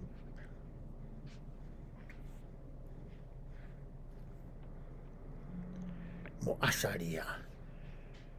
O ko kore ki a te koe, koe lea ni a TANIELA ki he mata pure koe ni. Ke ahi i aho o kau tamawe e ki i he aho e hongo folo. Pea ke nau tuku ke teki mautolu a e sepo, ke maukai mo e vai ke maweno.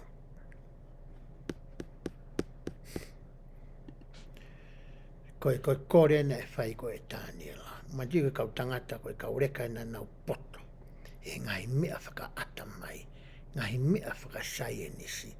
Nei whotu ange TANIELA e whui whakaukau whaka sai e nisi. Ke whai haki experimentation, ke whai haki ai. Ke ai i ki nau tōru, whakamawhai ki nau tōru ai e whui whakakaukau whaka sai e nisi koe ni. Ke o te nau kai nau tōru mehe mea kai e tu i ka nau kai nau tōru mehe. Tāno koe ni whawhola koe sepo. Pehe rewa he whakamatala koe ni, ai maunga toko na tau sio ke ane nai. Whakamatala ni pehe koe hārewa a e sepo. Pehe ni uto e whui rea koe ke sepo me whui rea whapitania koe ni wasi toi, he kai ki uto e talatu e hea. O ku hinga e koe ngahi te ngai a kau, koe ngahi grain, hange koe wite, koe paare, koe rai. Koe uhinga ia, o e whui rea koe ia koe sepo. O ku Ikai ko ha sepo laise, pe ko ha tō pai, pe ko ha hae whangi sepo tawanga man Ikai. Koe kai ne mea kai aura me ki Westa Polo. Koe mea kai ni mo ile rei au pito ia.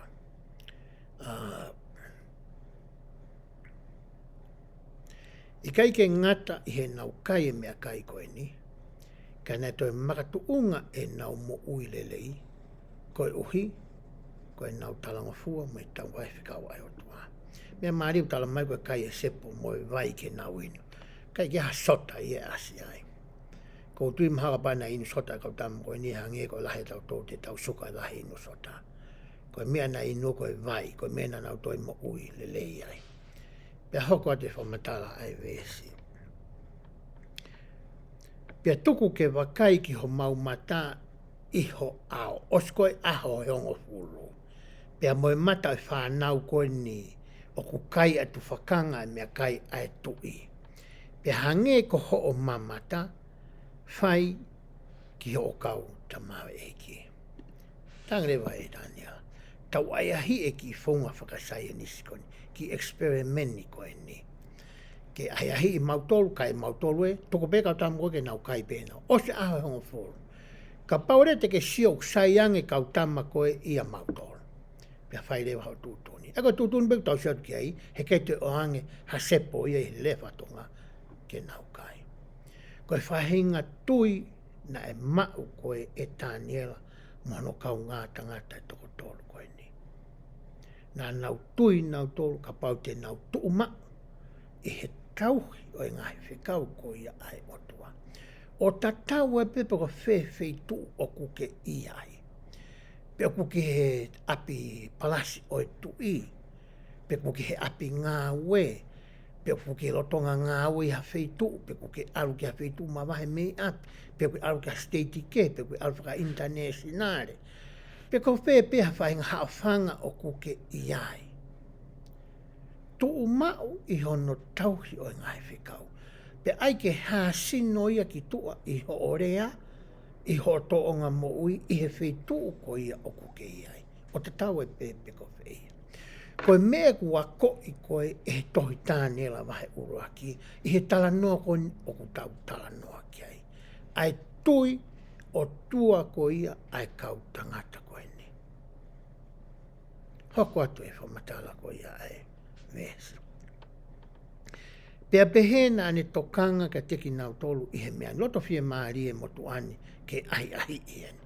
Pene ai ki nau tolu i he aho e he ngoforo.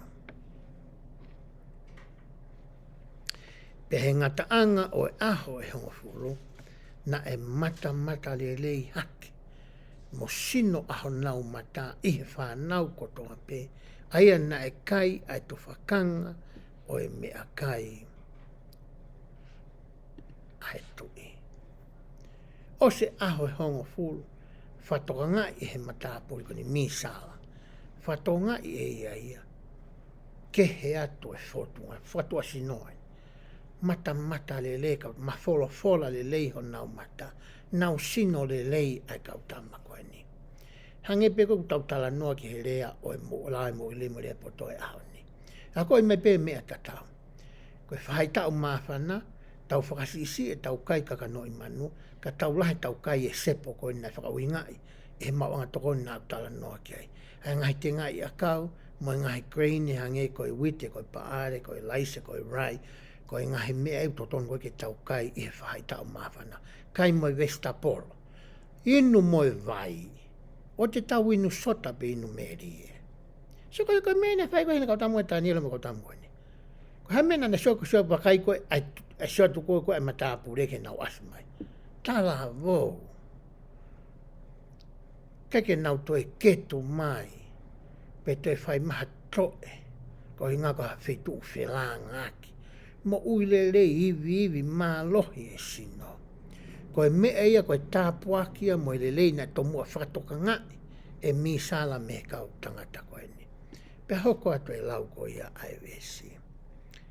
Mo e tako hingoi masi ko me lasa kau pe atau ko mi sala. Ko ia nai ave e me lasa ai nau tufakanga mea kai. Pea moe waine nai tuku ke nau inu pe ne tuke teki nau tolu ai sepo. Ko mea rewa nai hoko, sio mata purenia, tika au pito ase kau tamania. Ko mea rewa fai, ko hame tento e whawhanga aki nau tolu ai tufakanga mea kai ai tui.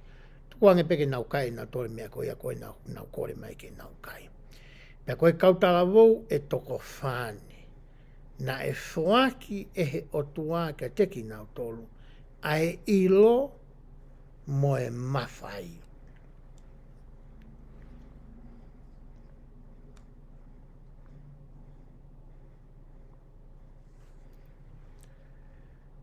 I he ngahi ilo kotoa pe mo e poto. Pea na e mau e TANIELA ai iloi.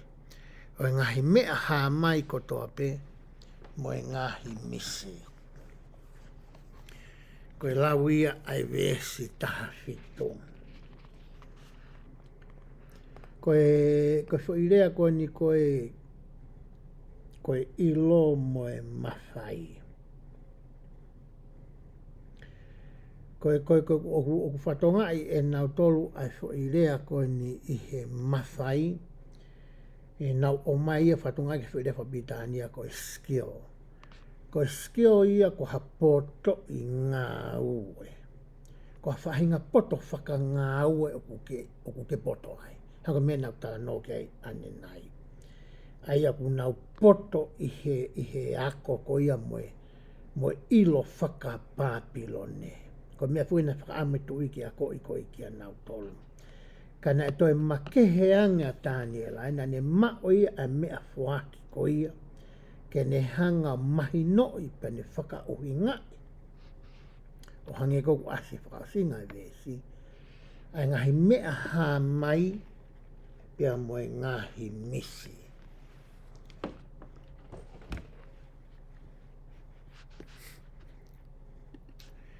Ko e tāpuakia na e mao e TANIELA, pea mo me sake, pea mo apite niko, pea he nau talanga fua ko ia, ki he lao o e mo uilelei. Nai whakahai ai tui o tua ko ia mo e nau fie tauhi o tua. E nau talanga fua kakato, neongo na nau hoko o nofo pōpula, i Pāpilone. Pena hanga rehe Otua tāpo e kina tolu. Ke nau mau ai mo uile lei whakasino. Ikai ke ngata i he mo uile lei whakatua sino. Kai toe tāpo e ki nau tolu aki ai ilo whakaata mai. Ai poto i whakangāwe. Haata mai ke mahi noi. Ai ulunganga mo e rea, mo e toonga mo ui. Mo sivi laise ko ia ai kau pāpilone. Ko ngahi mea whoaki ana toi hanga tua tāpo e kina aki a kau tangata koni. Ai kau talavou koni. Makatuunga pe i he nau tui. Pea whakaha ai mālohi o e tui ko ia. I he talango fua ko ia. Na nau whakahoko. Ke nau tauhi ai lao o e mo uilelei. Pea hoko atu e whamatala ko ia ai vesi. Pea he ngata anga o e ngahi aho ai koe ta o e tolu na tūtuni e tui. Na rea e tui ke ne omi ki loto aki nau tolu. Pea na omi ki loto aki nau tolu e he eiki o e kautari whekau ki he ao o Nebukanisa. Pea na rea e tui mo ki nau tolu, pea te ki nau tolu kotoa pea. Pea na ikai ke ilohani ihi oku tatau. Mo TANIELA, mo Hananaia, mo Misaeli, mo Asaria. Ko ia na e tuu ki nau tolu i he ao o Nebukanisa. Hangeha ki i tāna ki tuunga. O se tau e tolu, o mai katoa ki nau tolu, kai ke ngata ia TANIELA, kia Misaeli, Hananaia, mo Asaria, kana e te o mai katoa mo ni ihi na e kau i polo kalama koe na tau tala noa ki ai. Pe taimi na e wakai i ai e he tui ai kau tala vō koe ni. Na kai ke te ai hataha pea ni e hange koe toko whaa koe ni.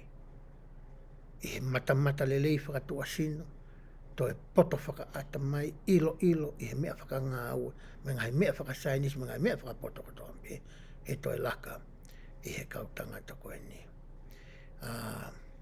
Hange koe mea na aku lawe ki ai ane nai, koe tāpuaki koe ia na e mau e TANIELA. Pea mo Hananaia, mo Misaeli, mo Asaria koe ni, na ikai ke whakangata pe ia. Ki he ngahi tāpuaki whakatua sino. Kana e ope atu ia, ki he ngahi mea whakalau maarie, ki he ngahi mea ko ia,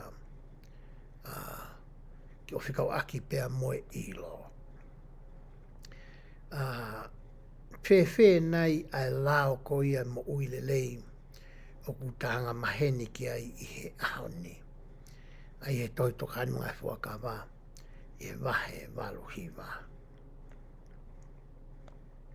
Na iai na hatapua ki peheni, na hanga e he Otua, o mai ki a koe pea moau, o kapau, te tatauhi, ai lao koe mo uilelei i he ahoni. Tuku ke ulau atu pea mo hitoi tokanu ngai fuakawa. O ku pehe ai, i he vesi hono tahawalo. Pea koe kāinga lotu kotoa pe, o ku nau manatu ke tauhi mo whai, ke he ngahi talani. O a ewa i he talango fua ke he ngahi whekau. Ke he ngahi mea kai koe nā tala noa ki ai. Te nau mau ai mo uilelei ki ho nau pito, mo e uho ki ho nau ngahi hui. Pana mo manatu e re sonda tau whaitu ki mua whikaaki me whuirea koe koe uho. Ai whatongia ko ia o e uho ki he hui. Koe whaitu e ngahi mei ai toto. Te kapae mo uilelei ai uho ko ia o e ngahi hui. Koe me hoko kia koe. O whakamoni i whakasai nisi, whakaata mai whakapoto ia. Ai mea koe nuko ulau atu i he vesi koe ni. Ai o hoko ati whamata. Ki o nau ngai hui. Pea te nau mau ai poto. Whakatua sinone vesi ono tahawalo. Pea te nau mau ai poto me ngai fuu koloa mahu inga o e ilo. Io, ai ngai koloa mahu inga fufu.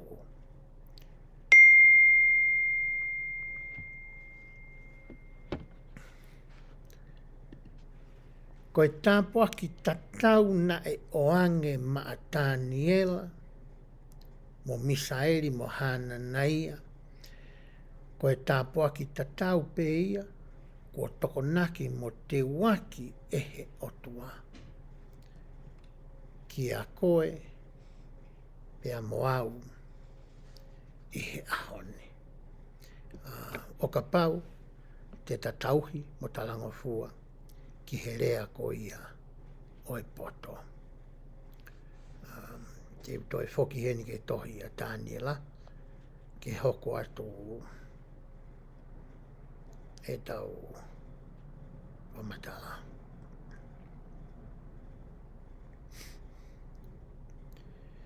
Ai a koe,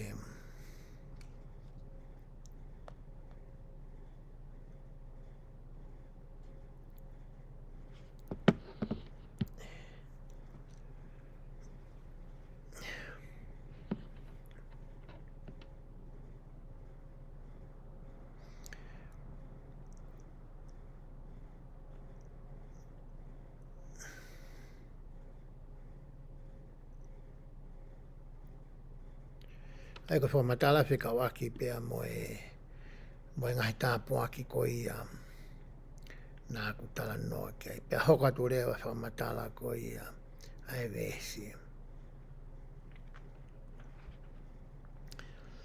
Pe he ngahi mea kotoa pe o e poto mo i lo aia nei whihu i ai tui ka teki nau tolu. Nane i lo i aki nau tolu.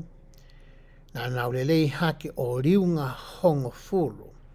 I he kau fie mana, mo e kau astalo noma kotoa pe, aia na i hono pure a ngā kotoa pe.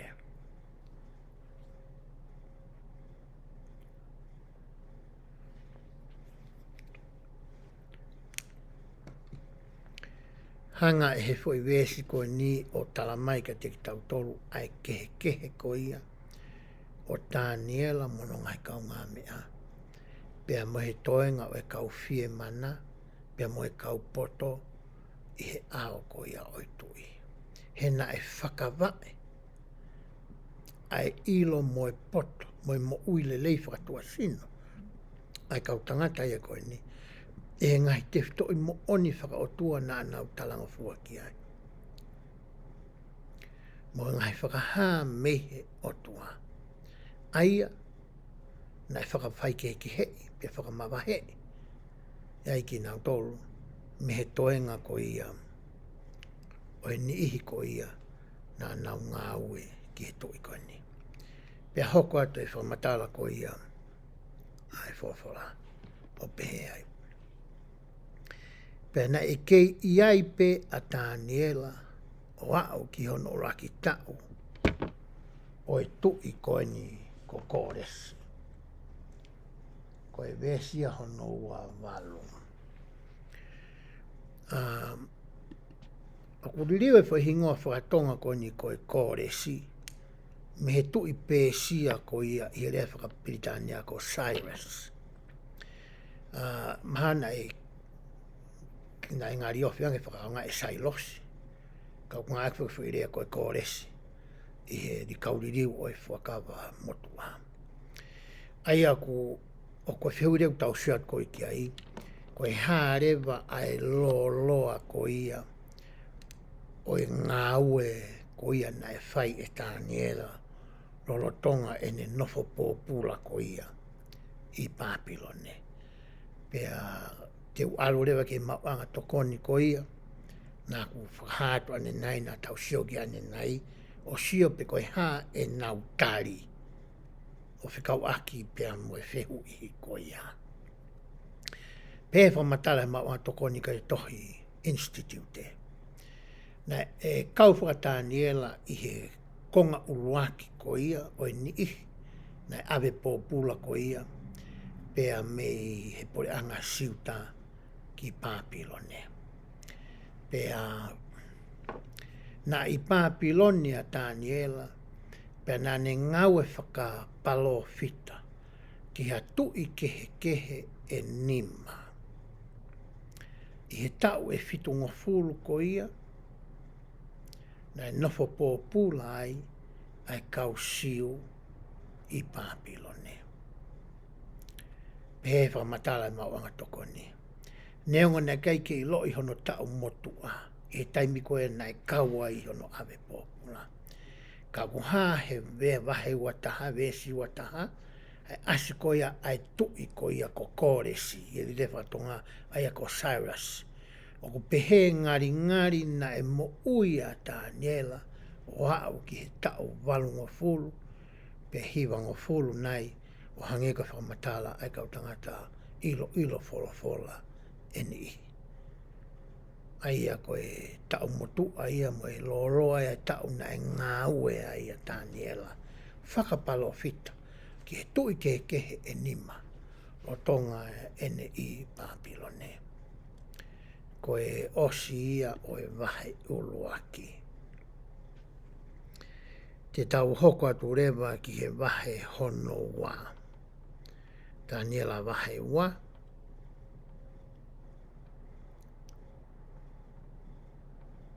Vesi hono uluaki oku pehe.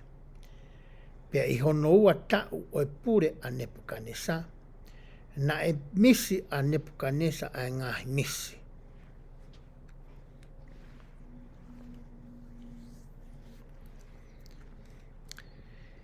Aia na e mamahi ai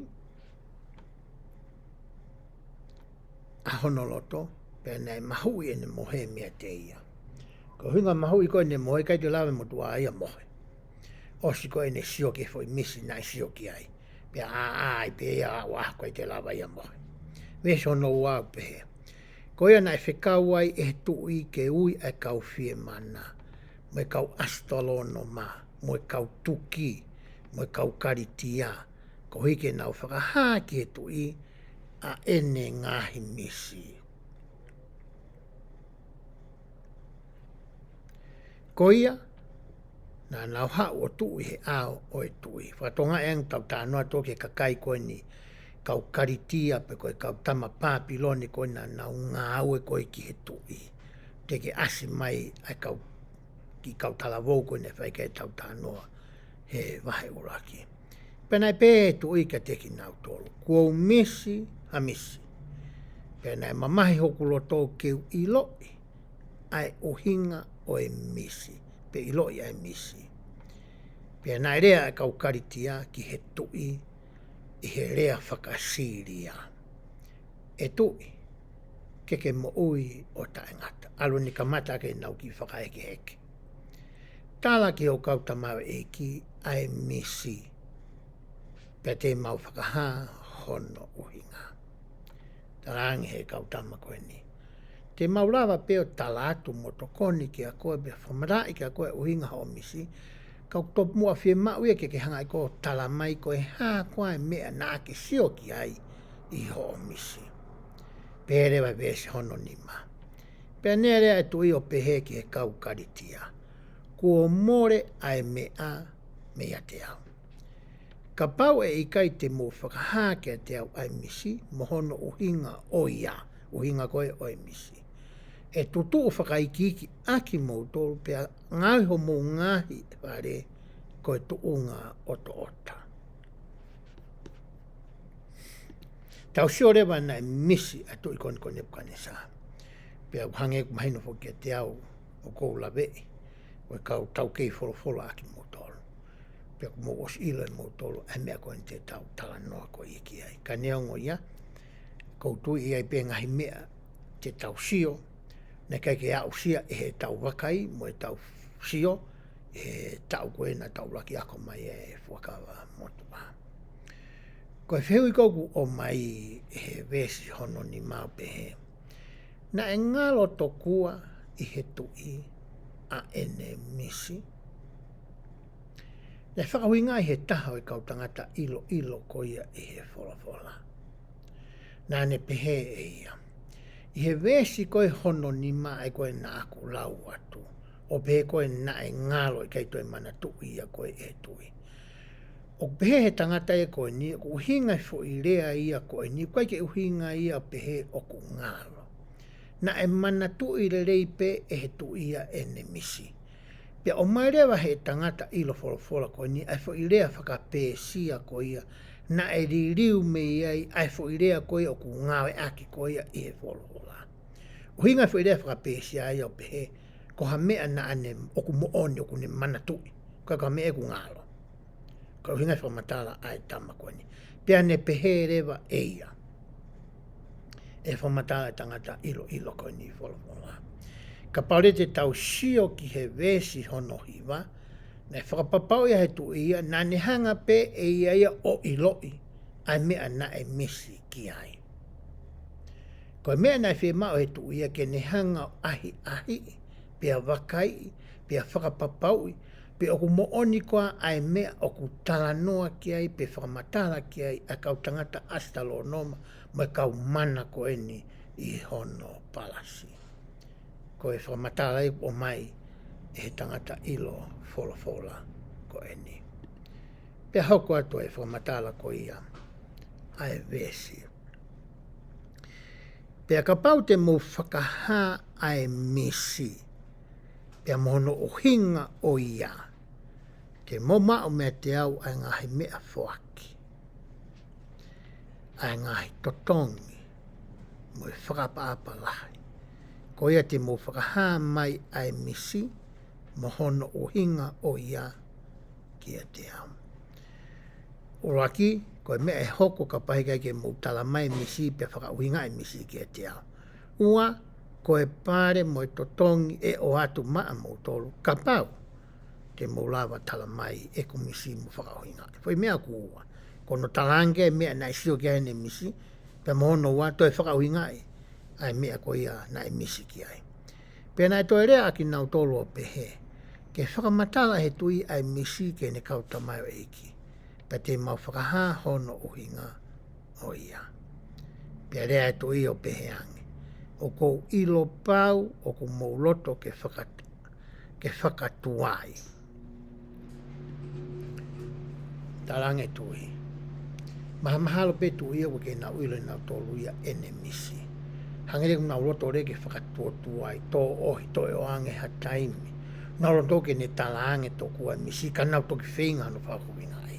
E ku hama e whaingo fua pe, ai whakauhinga ai. Te tala pe ki ta whakauhinga ai ha misi ata. Pe oku mooni, pe oku loi, pe oku tone whi whakauhinga pe ikai. Ka ko mea ku whaingo fua. E la pe hata hea whaiha whakauhinga. Ko mea ko ku whainga taa, ahono talange ki ai, ai mea koe na e sio ki ai i he ene misi. Ko mea koe whainga taha ai. Hanga pata o sio ke whamatala ko ia i he whakawa whou. E taimi ko ia na tutu hifua i koe tangata mahaki i he funga whare ki he eiki. Pea ne rea ange eiki. Ko whea mea ku whainga taha. Manu tanga whake eiki. E mataha pūre. Ko whakamore more i ho whaianga hala. E whakakamata e si su tapo ange pia mo koe. Nā kai ko mea nā ko hawa i au. Nā ko hawa au ko ku poke. Ko mea ntukui whai au me hunga atoa. Pea sio koe kau tangata siu, mai kai kau whaare si, mai kau sātu si. Pea pea ngeki. Ko whai mea ku mōloto ki ai. Ke whai mea ku whai ngofua, pe te whai mea ku whai ngataha. Ke tuku e ku talange wha mo mea hanga kau talange ke tuku. Pa ke toa mo hinga pa ke whoki ki api. Ko mea ta tau noga ke awa ni. Ko mea ku whaingo fua ia, a whinga koe ke whauhinga e misi.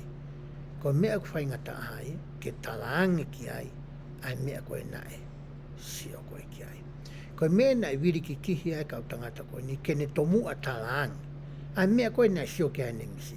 Taku whaere e nau whaa, a nau tolu, mo e nau whakaofi ofi, mo e nau whakamatala whakauhinga, o ka pau e tomu a talange ki ai, ai mea ko ia, na e sio ki ai.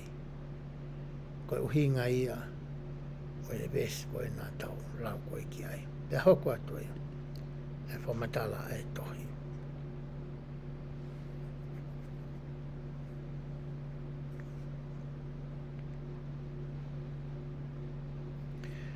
O si koe whakatuai pa hoko atu, ko e uhi o ku mou ilo kua more ai me a mea te au. Pea ka pau Ikai te mou whakaha ke te au ai misi. O ku iai ai whono pe taha ka teke mou tolo. Poi tutu ni utaha matia pe.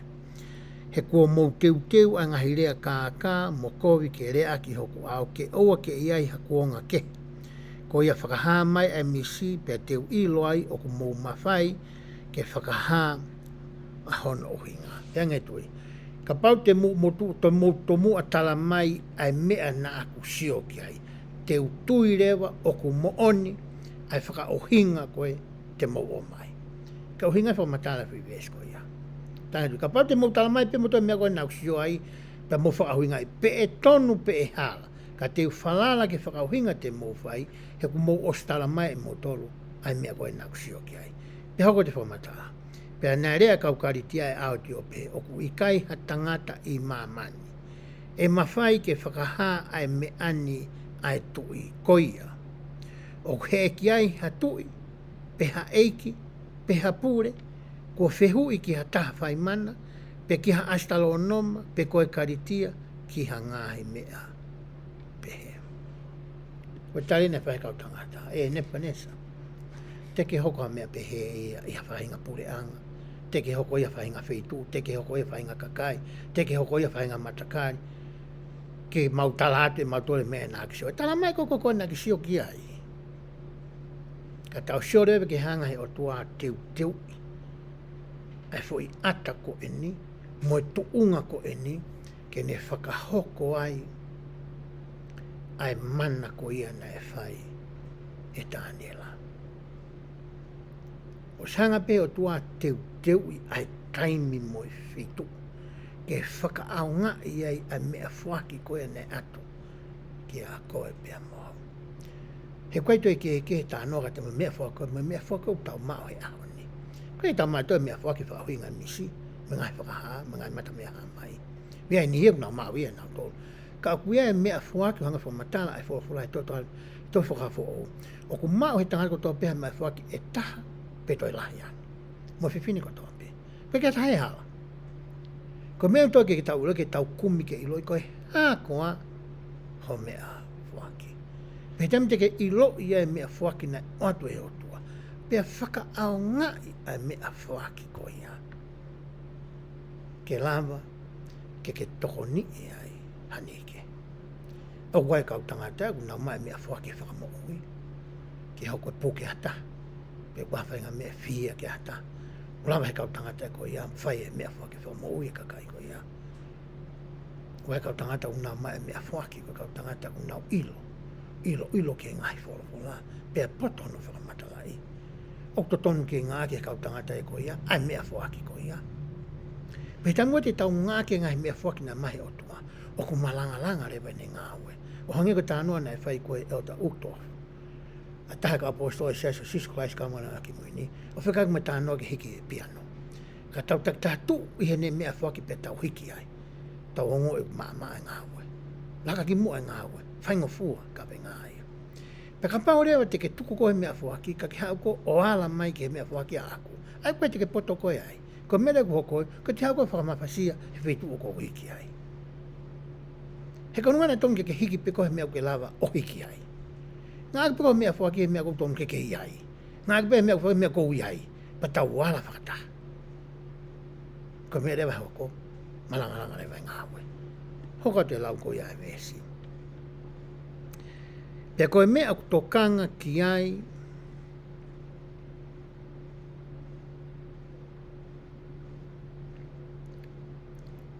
koe mea lahi. Ai tui, koe mea lahi.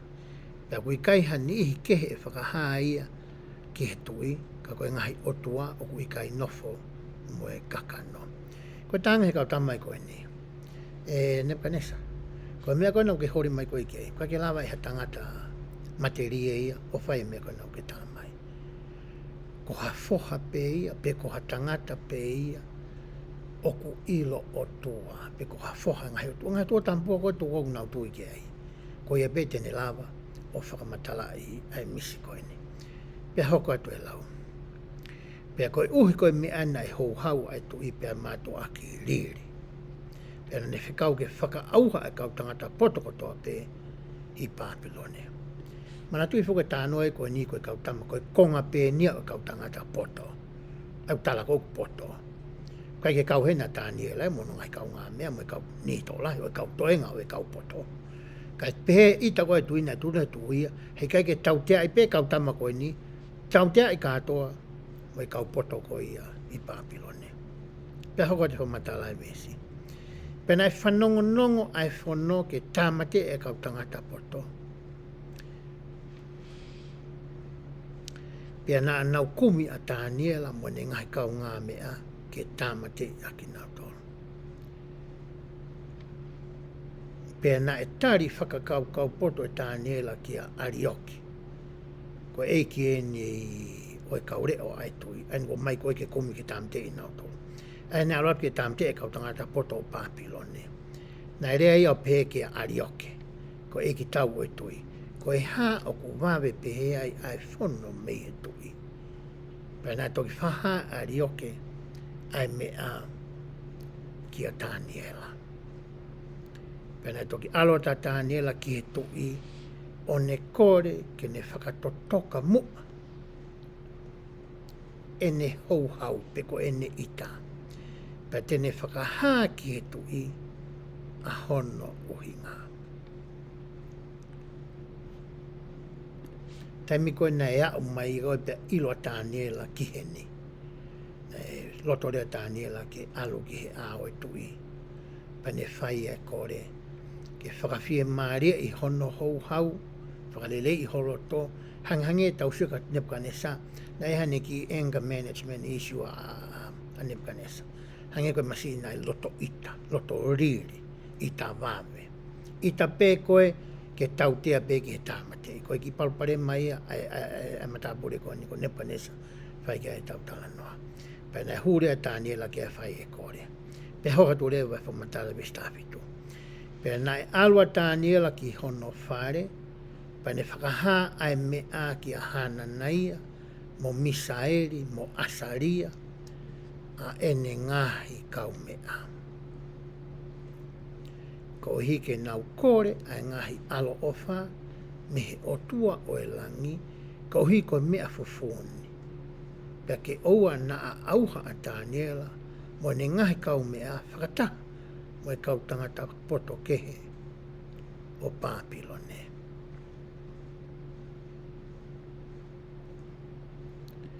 Taimi koe na ilo ia e TANIELA ai tuutuni ai tui. Na ilo e TANIELA kuwhi mau ke whai ai teu teu, whakalau maari. Whi mau ke whai ai tangi, ai kore, ai lotu moe au kai. Pena whi mau rewa TANIELA ia, ke ne kumi ai tokoni ko ia a hono ngai kau ngā mea. A Hananaia mo Misaeli mo Asaria. Whi mai TANIELA ke alo tala noa mo e toko tolu koe ni. Pea mahino koe ka nau tolu whakaluku fua. Ai mea whi mau he tui. Na a nau ilo e nau toe me o kutotonu ke nau whai. Koe nau tangi mo kore. Koe nau au kai mo nau lotu. Ke he tui. Koe ngahi tui. Asi hova e o tua whakamotua. Ko ia pe e taha. Tene lawa whakahangi ki a TANIELA. Hena o si mahino ia ki hono ngai kau ngā mea. Koe mea fuaki ko ia ono whakauhinga i o mata mea ha mai mo e ngahi misi. Nai o ange pea ma TANIELA. Nai kaki o ange ke pui totolu koe. Ikai. Ia mea fuaki hena ange ka tau tolu. O ange pea ka TANIELA. Ka nai tokoni e totolu koe ni. Ke whai e lotu mo e au kai koe ni. Ke wha utaha ngahi reo e wha. Ke ongo. Ki he fofonga si hova. Ai kore ai kau tangata anga tonu koe ni. Oku hoko i he tau nofo whakaahawa. Tau te whito ke tau nofo whakawhamiri. I he taimi ko i oku hoko ai. Hawhatu tāmaki. Pe maha ki whakatua sino. Ki ha taha ki tau tolu ho tau whamiri. Oku whakataha ai whanau. Whakataha whamokopuna.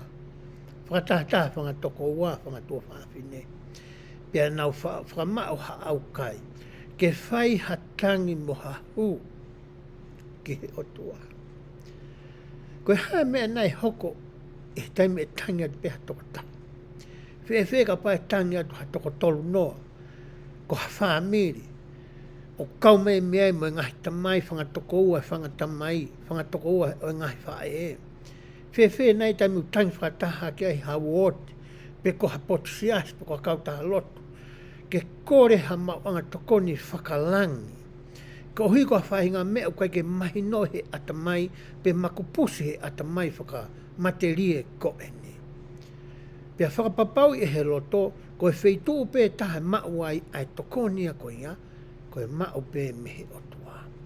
Ko e mea ia na e whai koe e TANIELA, e he ngahi wesi nā taulau. Nā ne ilo e ia ai teu ko whi mau ke nau whai. Nea whi mau ke kore hango fua pe mehe otua. O to tonu ke whai eni pe Ikai neongo o kou mau, ai mea whaki ko eni.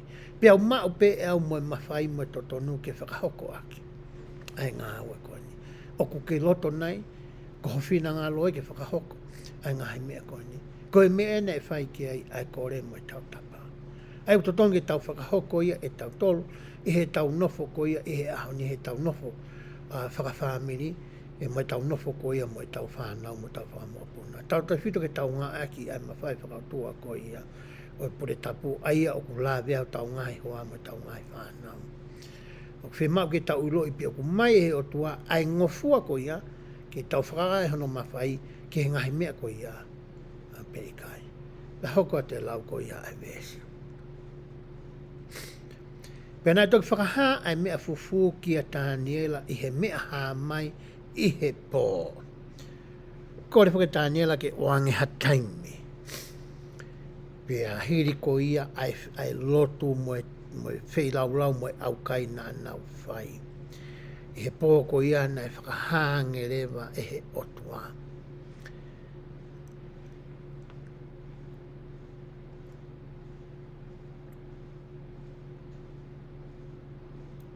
Kia TANIELA e uhinga ko ia kai ke ngata i he misi, kai uhinga ko ia o e misi. Mes hono wanu au pehe.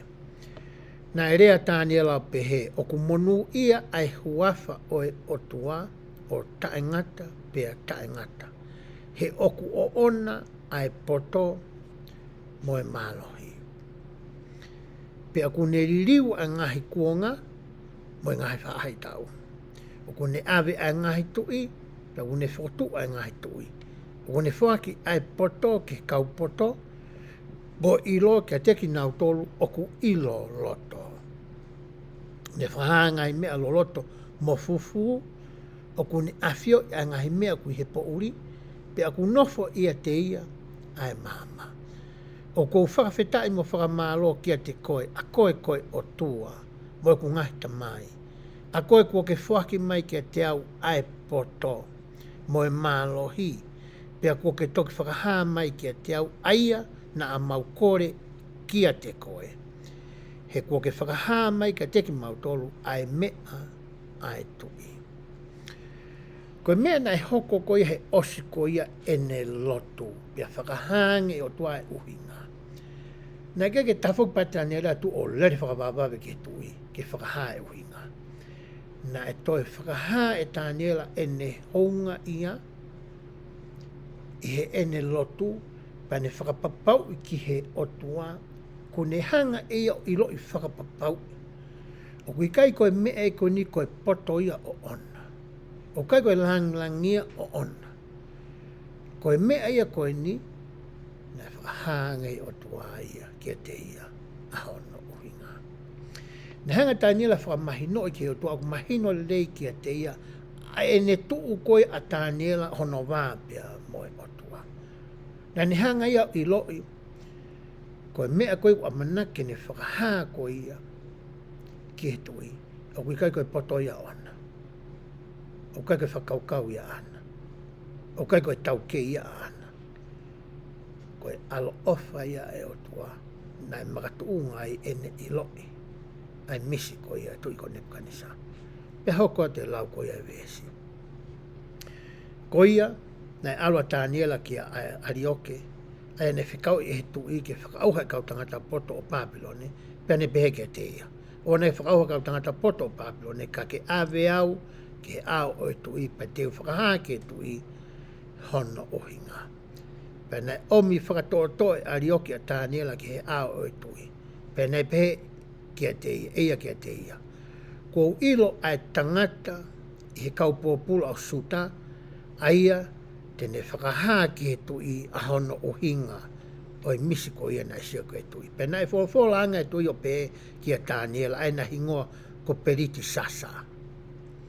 O ko ke whaafai ke whakaha ki a te au ai misi aia na aku mamata ai mo hono o hinga o ia. Foi mea wana whe mai tui ke talange. Ko mea koe na isia ke he ni misi pe a toi whaka o hinga e. Ai mea ko ia pe ko misi na isia ke ai. Pea rea TANIELA I he ao o e tui o pehe. Koe mea fufu aia ku eke e he tui, e kai la vai e he kau tangata poto, pe e he kau asalo noma, pe he kau whai mana, pe he kau kikite, ke whakaha ki he tui. Ka aku iai ha Otua I he langi. Ai au whakaha a ngahi mea fufu. Pe aku ne whakaha ki he tui, ko Nebukanesa, aia e hoko I he ngahi aho a mui. Ko e nia a ho o misi, mo ngahi mea ha mai ki ho ulu I ho mohenga. Ko e mea koe nei hanga TANIELA whia mau ki mahino ki a Nebukanesa. Te ulawa e au o tala ato e uhinga a ho o misi. Ka kohanga whakahātia ki a te koe. Kai koe poto ia o oku. Oku iai ai Otua mo ui. Ko ia o kune whakaha mai ke te au, ai mea ko ia amanaki ke utala atu koe ki a te koe. Koe mea koe na hanga TANIELA whia mau, ke tomu a mahino le lei ko ia ke tui. Ke talangi ke tui. O waifu I lefa pitania koe credit. Ai aku pehe koe give credit where credit is due.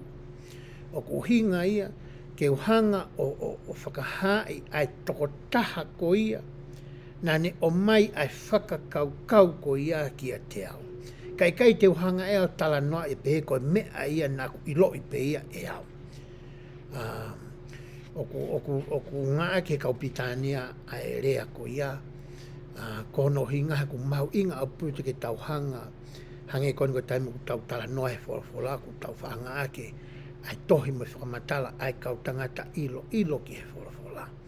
Kono hinga ke whamahino I kua ke whakamatala ia a aku.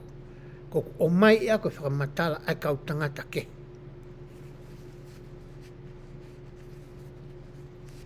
Ai na nau ako mo nau ilo mo nau poto I he mea kou whai ke ai whakahistoria. O ngawe aki ke whakamahino I whakamatala ko ia ku tau whai. Ko e mea na e whai koe e TANIELA. Na kai ke ne toko ia langlangi maana.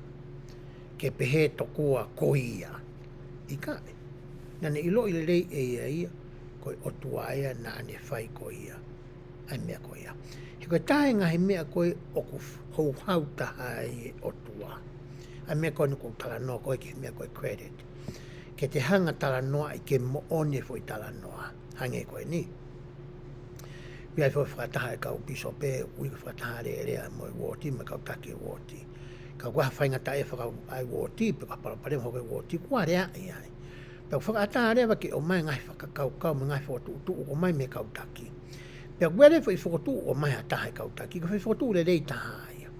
O totone ke te whakapapau e kita koe piso pe, ke te whakamalo ke tō taha koe ia. Ke whakamalo ko no inga koe mea whaki o kune mau. O ne makatuunga o mai whakatu me whakaukau ke solova a ke whainga taha ia. O kuia e wot ko ia I he momeniti ko ia. Kai ke tala noa e pehe koe whakakaukau ia a ana. Ke ne mau tokua e ia ai langlangi mo e ongongo le leo pehe koe ne mea nā ne lava whai. Koe mea toko lahe tau whihia e tau moui koe māteri e koe ni. Koe tai mini toko ni I tau tolu e toko lahe. I he ngahi whinga whaka business bu ngai whinga whakapaanga. Me hafue ngai whinga whakalau mari whatosi no tau whai. Pe ia rewa ni iho tau ngai kau ngā mea na wala ni mama toko ni ki tau tolu. Pakai ki tau roto tau tau ke ilo e mamani na e toko ni maha ni I ke he whinga au tau whai. Loto pe toke i loi pe tua mamani koe whakaukau pe a koe koe mea pe na ke alhaka pe koe moia, koe poto pe a o. Ke maa pe koe nge ia moe langi, moe ongo ongo. Koe uhinga e hui whamatala koe. Pe a oku hou hau ai Otua ia, ki he ni ihi koe naunga aki ai whaunga koe ia. Pe ka pau te ke sio ki o toi tukadua ngai fuakawa, wahe ni mahi wā. Wahe ni mahi wā vesi hono uataha. Pea tuku pe ke ulau atu e au i he ku telefoni. Pea te hoanga hulu i atu pe ke mea mai ki ai. Wahe ni mahi wā vesi hono uataha.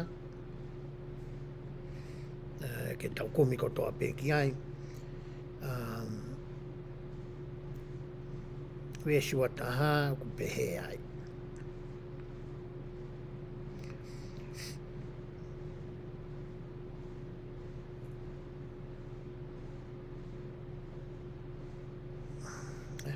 So nga pe wahi ni mahi wā koe ni pe wahi ki he iu.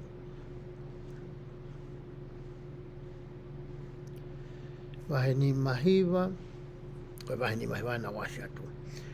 Ta ale ke vesi hono wataha.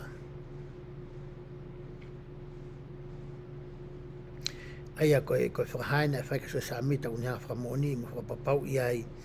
Ai mea koe ni oko tala no ki ai. Ai koe mea ina i whinga koe a TANIELA ke mahino ka Nebukanesa. Pea ku Ikai ha mea ku whakatupu hou hauai ai tangata ki he Otua. Pea ku Ikai ha taha kua tupu hono hau ki ai, ka koki nau tolu ku Ikai ke Fakamo'Ui ai kau mai hono to'u kupu i he mea kotoa pe. Pea ku Ikai ke talangofua ki he ne ngahi whekau. Koe mea nau tala no koe ki ane nai. I he vesi koe nā taulau mea TANIELA. Koe tahaya ngahi mea kou whakatupu hou hau taha ki he Otua. Koe tau tala noa i koe mea ku tau lava i he mo'ui koe ni. Koe lava pea i ho tau poto, pea moho tau wiwi, moho tau mālohi, ka Ikai ke tau whakakau mai ai Otua, pea moho no to'u kupu, moho no mafi, pea mo ene alo ofa, mo ene anga lelei, mo ene anga ofa, i he ngahi mea koe u tau lava o whai i he mo'ui koe ni. Pea hoko atu e tau tala noa ke vesi koe ia hono hoko.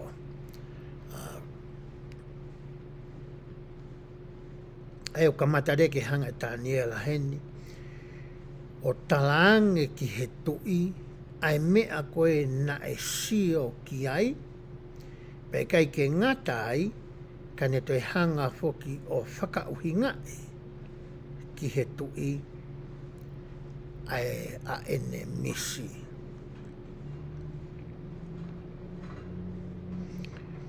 Ai a te tau laure wahe taimini tau sioke ai pe koe haa.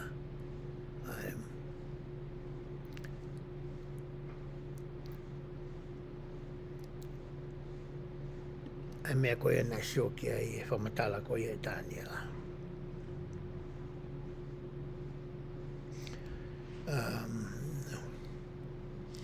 E ku sio koe ki he taimi, pe mau sio koe ki he whamatala koe e misi, te upehe ke tuku ia ke toki lauia e koe. Pea kuki os ilo pea e koe ai tala noa koe ia. Ai ke mea koe nei sio ke ata mea whakatahata. Hei kai ke utoi lawe au ki ai. Ko hinga kufu wawe tau taimi. Te ke tuki ako ia e koe. Pea ko tui ka tuki ai pea mea ke hei au ke tokango i ki ai. Pea au ke loto ke tala mai. Te ke lawe koe o whakaha mai he mea koe ia. Ka tui tau hoko atu ki he wahe koe hono tolu. Ko hinga koe tau taimi. He wahe koe hono tolu. Me vese hono ura ki ko pehe ai. Te uat pe ke lau pe tau lau pe fofola. Nā ngaha ne panesa koe tu iha mea whatata koula, aia na e te au maa wongo fulu ai hanga o hono maa o lunga.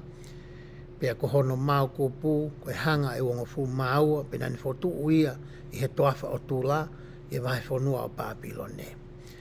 Oskona whawinga e TANIELA ai misi na ane whai, whakaukai tu ike ne hanga o langa ai fu whatata koula ko eni. Pea vese hono ua pepe ne whika Nebukanesa ke whatahe hou eiki, hao me ngahi pūre, hao me kakai kehe kehe, o e ngahi whonua ofi mai ki Papilone ke nauhanga o kātoa ngai. Ai fu i misi koula ko eni.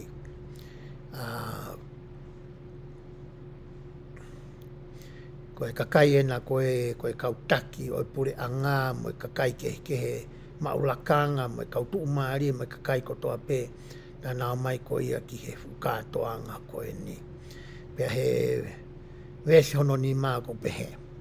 O ka mou ka whanonga ki he reo o e koa neti, mo e whangu, ai haa pe, mo e sakipute, o e sariteri, mo e lari, mo e ngahi mea hiwa kehe kotoa pe, ke mo punou hifo mo huu ke mea whātātā aia, ko whotu e tu i ko Nebukanesa.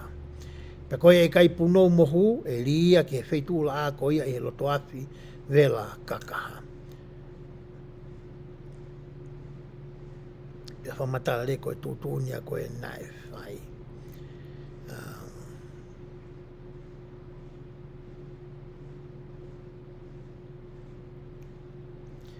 Pea taimi koe na e whai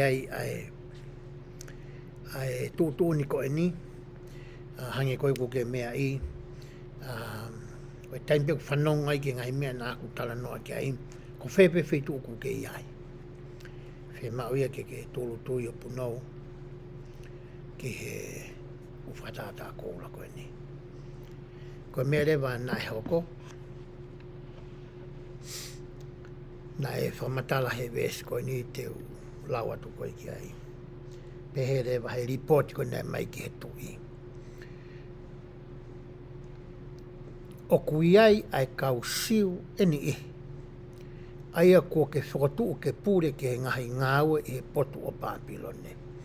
Ko sete leki mo me sake mo apiteni ko. Mana tu he taimi koe na e whakauhinga i a TANIELA misi pe oange tu i e tuunga maa lunga i he pure anga ke iai. Nā ne kore foke oange mai ngahi lakanga ke he, kono ngai kaunga me koni. Sitareki mo me sake mo apiteni ko. Pea ko wae ngahi tuunga na nau iai. Haeri po ti o tala mai i he vesi kone o ku taulau. Ko hui ngai fo i vesi ku taulau.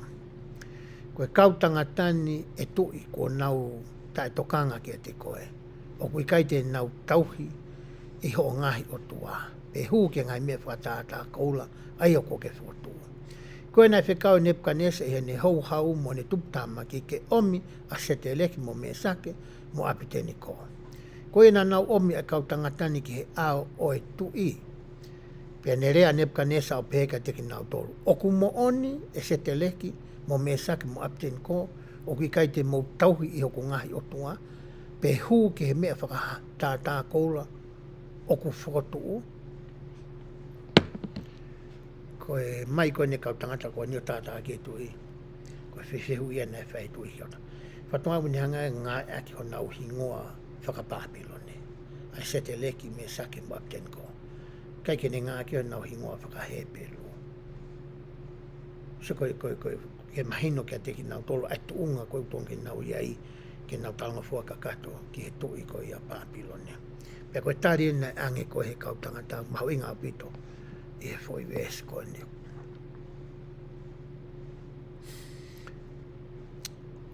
Bestahni mau peni. Koe ni ka pau te mautari o ka mau ka whanonga ke he reo e koa neti mo e whangwhangu ai haape mo saki pute ai sari te ri mo e lari mo ngahi mea whaiwa ke hiwa ke he kotoa pe pea te mau punou o huu ke mea whakatai o ko ngahui pehe elele i hoka tua matala ko ia. Pea nai tari e se te reki mo me sake mo apiteni ko o pehe ke tui. Ke o pehe ki he tui. Koe tari le vaeni ai kautangata Nai whai po ia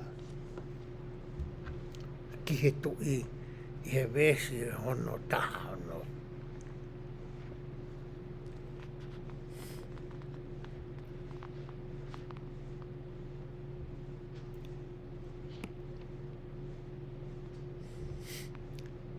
Ka pau o ku pehe, o ku mālohi a ho mau otua. Aia o ku mau tauhi ke whakahawhi aki mau tolu me he awhi vela kakaha. Pea tene whakahawhi aki mau tolu me honi ma e tui. Pea ka pau e ikai, ke ilo pe e tui, e ikai pe te mau tauhi, ki ho ngahi otua, pe hu ke mea whakatata koula, aia kua ke whakatuko. Koe tari mahu inga taha eni o whelawe i moe mea koe tui. Koe te whitoi mooni koe ia koe tui, o ku hā i he ngahi whola whola. Aia koe whoi whakamatala ku pehe. Pea ka pau o ku pehe. E na e ilo i le lei e seta leki mo me sake mo api teni ko. Ai mea o ku malawa e he otua kene whai. Tene lava le lei pe e ia o whakahauwhi ki nau tolu. Me he whoni se afi ko ia o ku amanaki ke li ki nau tolu ki ai. Ilo le lei he kau tangata koe ni.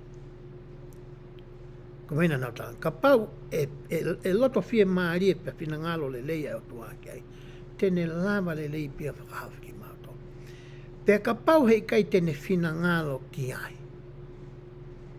Hei kai pe ke mau whakasisi, whakamaa, e mau tui, mo mea ku mau ilo i tutonge mau tauhi ki ai. Ka ohi koe mau irifia ki he whoni se awhi.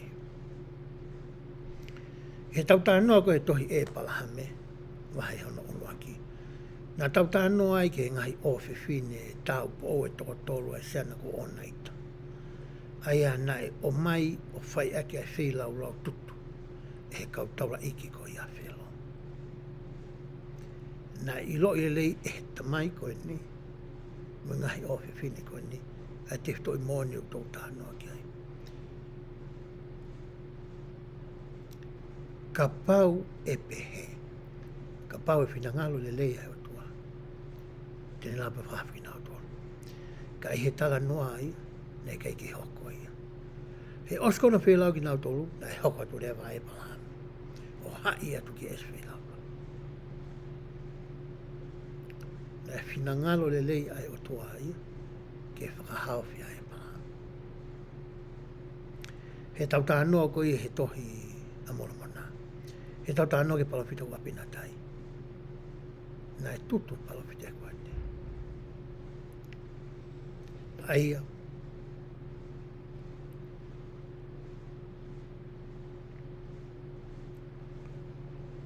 Koe tāria e kau tangata. Ka pau e ikai. Nai kai ke waisia, e he ka pau e ikai ia. Ai tui mai whakamooni, ai palawhita koe apina tai. Whewhe aso se samita. Ka pau na e whina ngalo le lei ai otua. Na ilo i le palawhita e te whitoi mooni ko ia. Tene lava le lei ke whakahawhia. Pea ka pau e ikai ke ne whina ngalo ki ai. He kai ke wasia ai. He kai ke situ ai ia. Me he tauhi. Ene ngai whikau.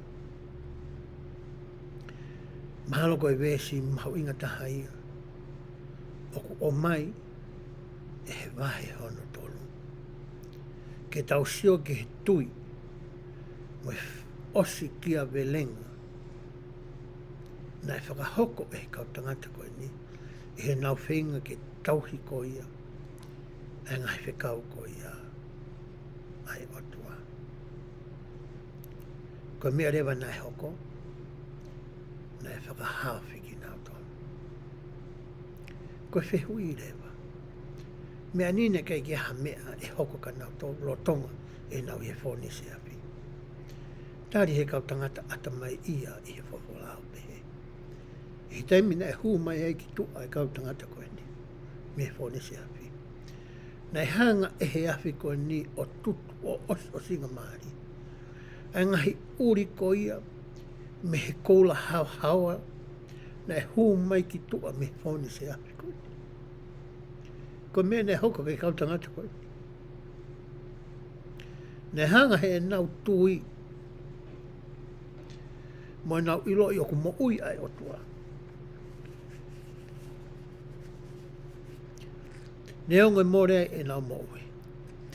Pe he loto Otua ko ia i hono whina ngalo i he ene poto i hono taimi mga tāpaku ina mai ka te ki tauru. O whakahawhi e nau mo ui. Na e hao e kau tangata e ko ni ki tua. Pea me he whoni se afi ko ni whai kia e tau tala noa. O ku toi kehe ange a e nau mo ui. Kau hi na hanga e he afi o tutu o singa maari.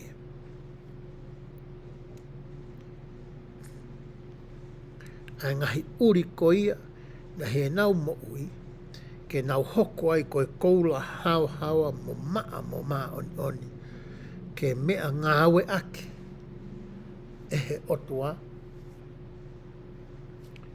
ki nau tolu ki he pureanga Papilone. Pea, koutui i he osi ko ia ai wahe koe ni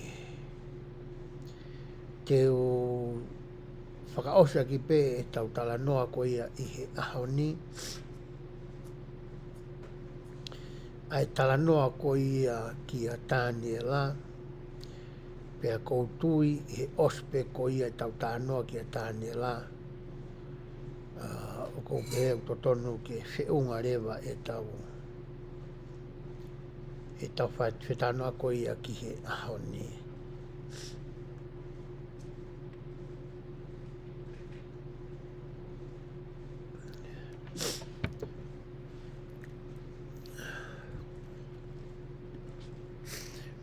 He taimi ko ia koe nai hangai ko ia e he pureanga pēsia mo i kau meats o nau mau ko ia pureanga Papilone. Na e whotu urewa a TANIELA ia. Ko e tangata ia o ku pure he anga ko e whotutu o whakapolitikare ko ia na e whai e he tui i he taimi ko e ni. Aia na ia e kau pirinisi te au anoa na nau hanga toka ngai e ngai pureanga ko ia na e mau.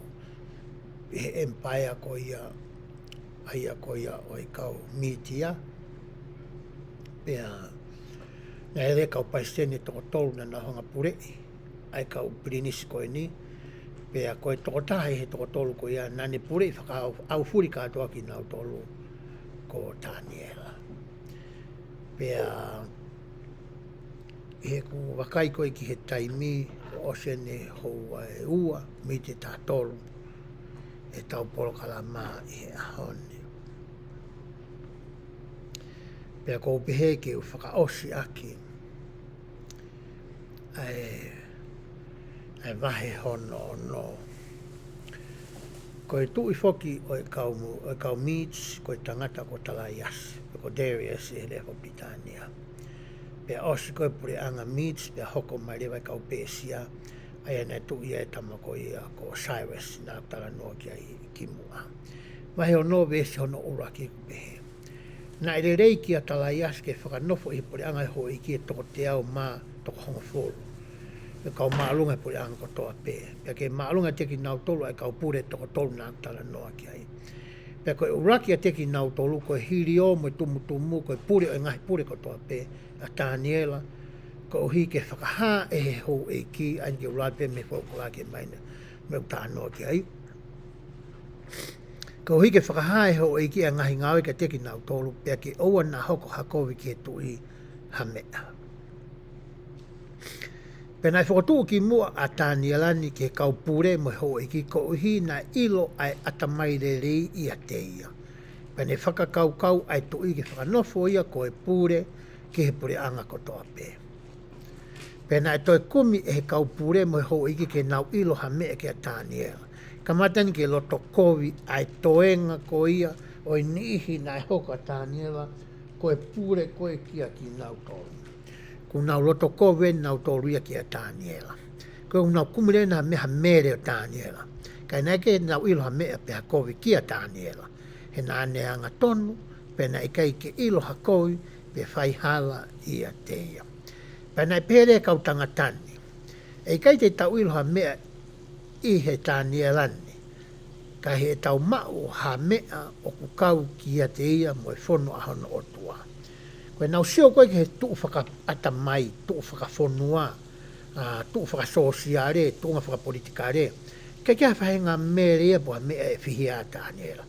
Ko mene whakaukahe tongata koe ni, te nahongara whinga ai ha mea whika aku mo Otua koe o kutui ki a Taniela ke whakawhia ia kia. Pena toki whakataha e kau pure mo hoi ko ia ki he tui, pena nau peke te e tui, ko talaiasi, ke mo ui o tae ngata.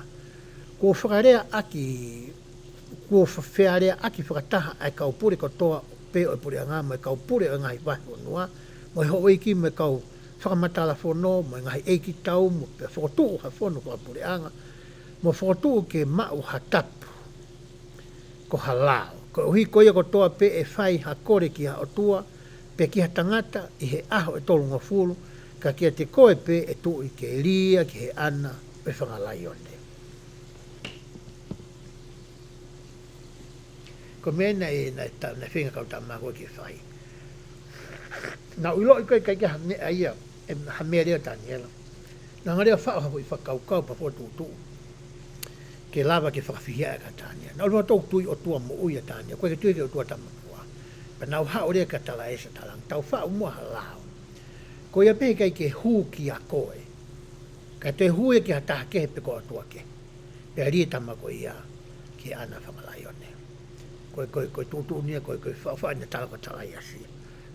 Kai hoke fumahoinga maaria ke tu ia uhinga whakaukau e ka tangata koe ni. Pea hore whamatala koe e vesi. Pea koe ni e tu i ke whotu ai whono, pa ke aiho hingoa ki he tohi, whamoni tohi. Pe tae mama tu i ke tutu ni mai whono koe ni. Ke oua na whakakehe ia. Kai whakatatau ia ke whono e kakai miti ia mo pea sia.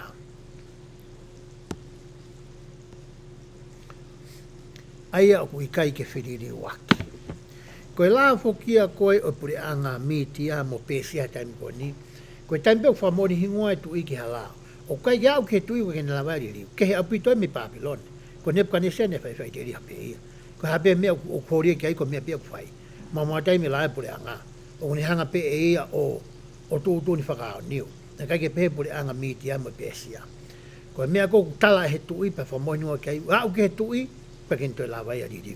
Ko whi tau here na ngai kau tangata ko ni o whau ke whakawhihia ia ko ia a Taniela.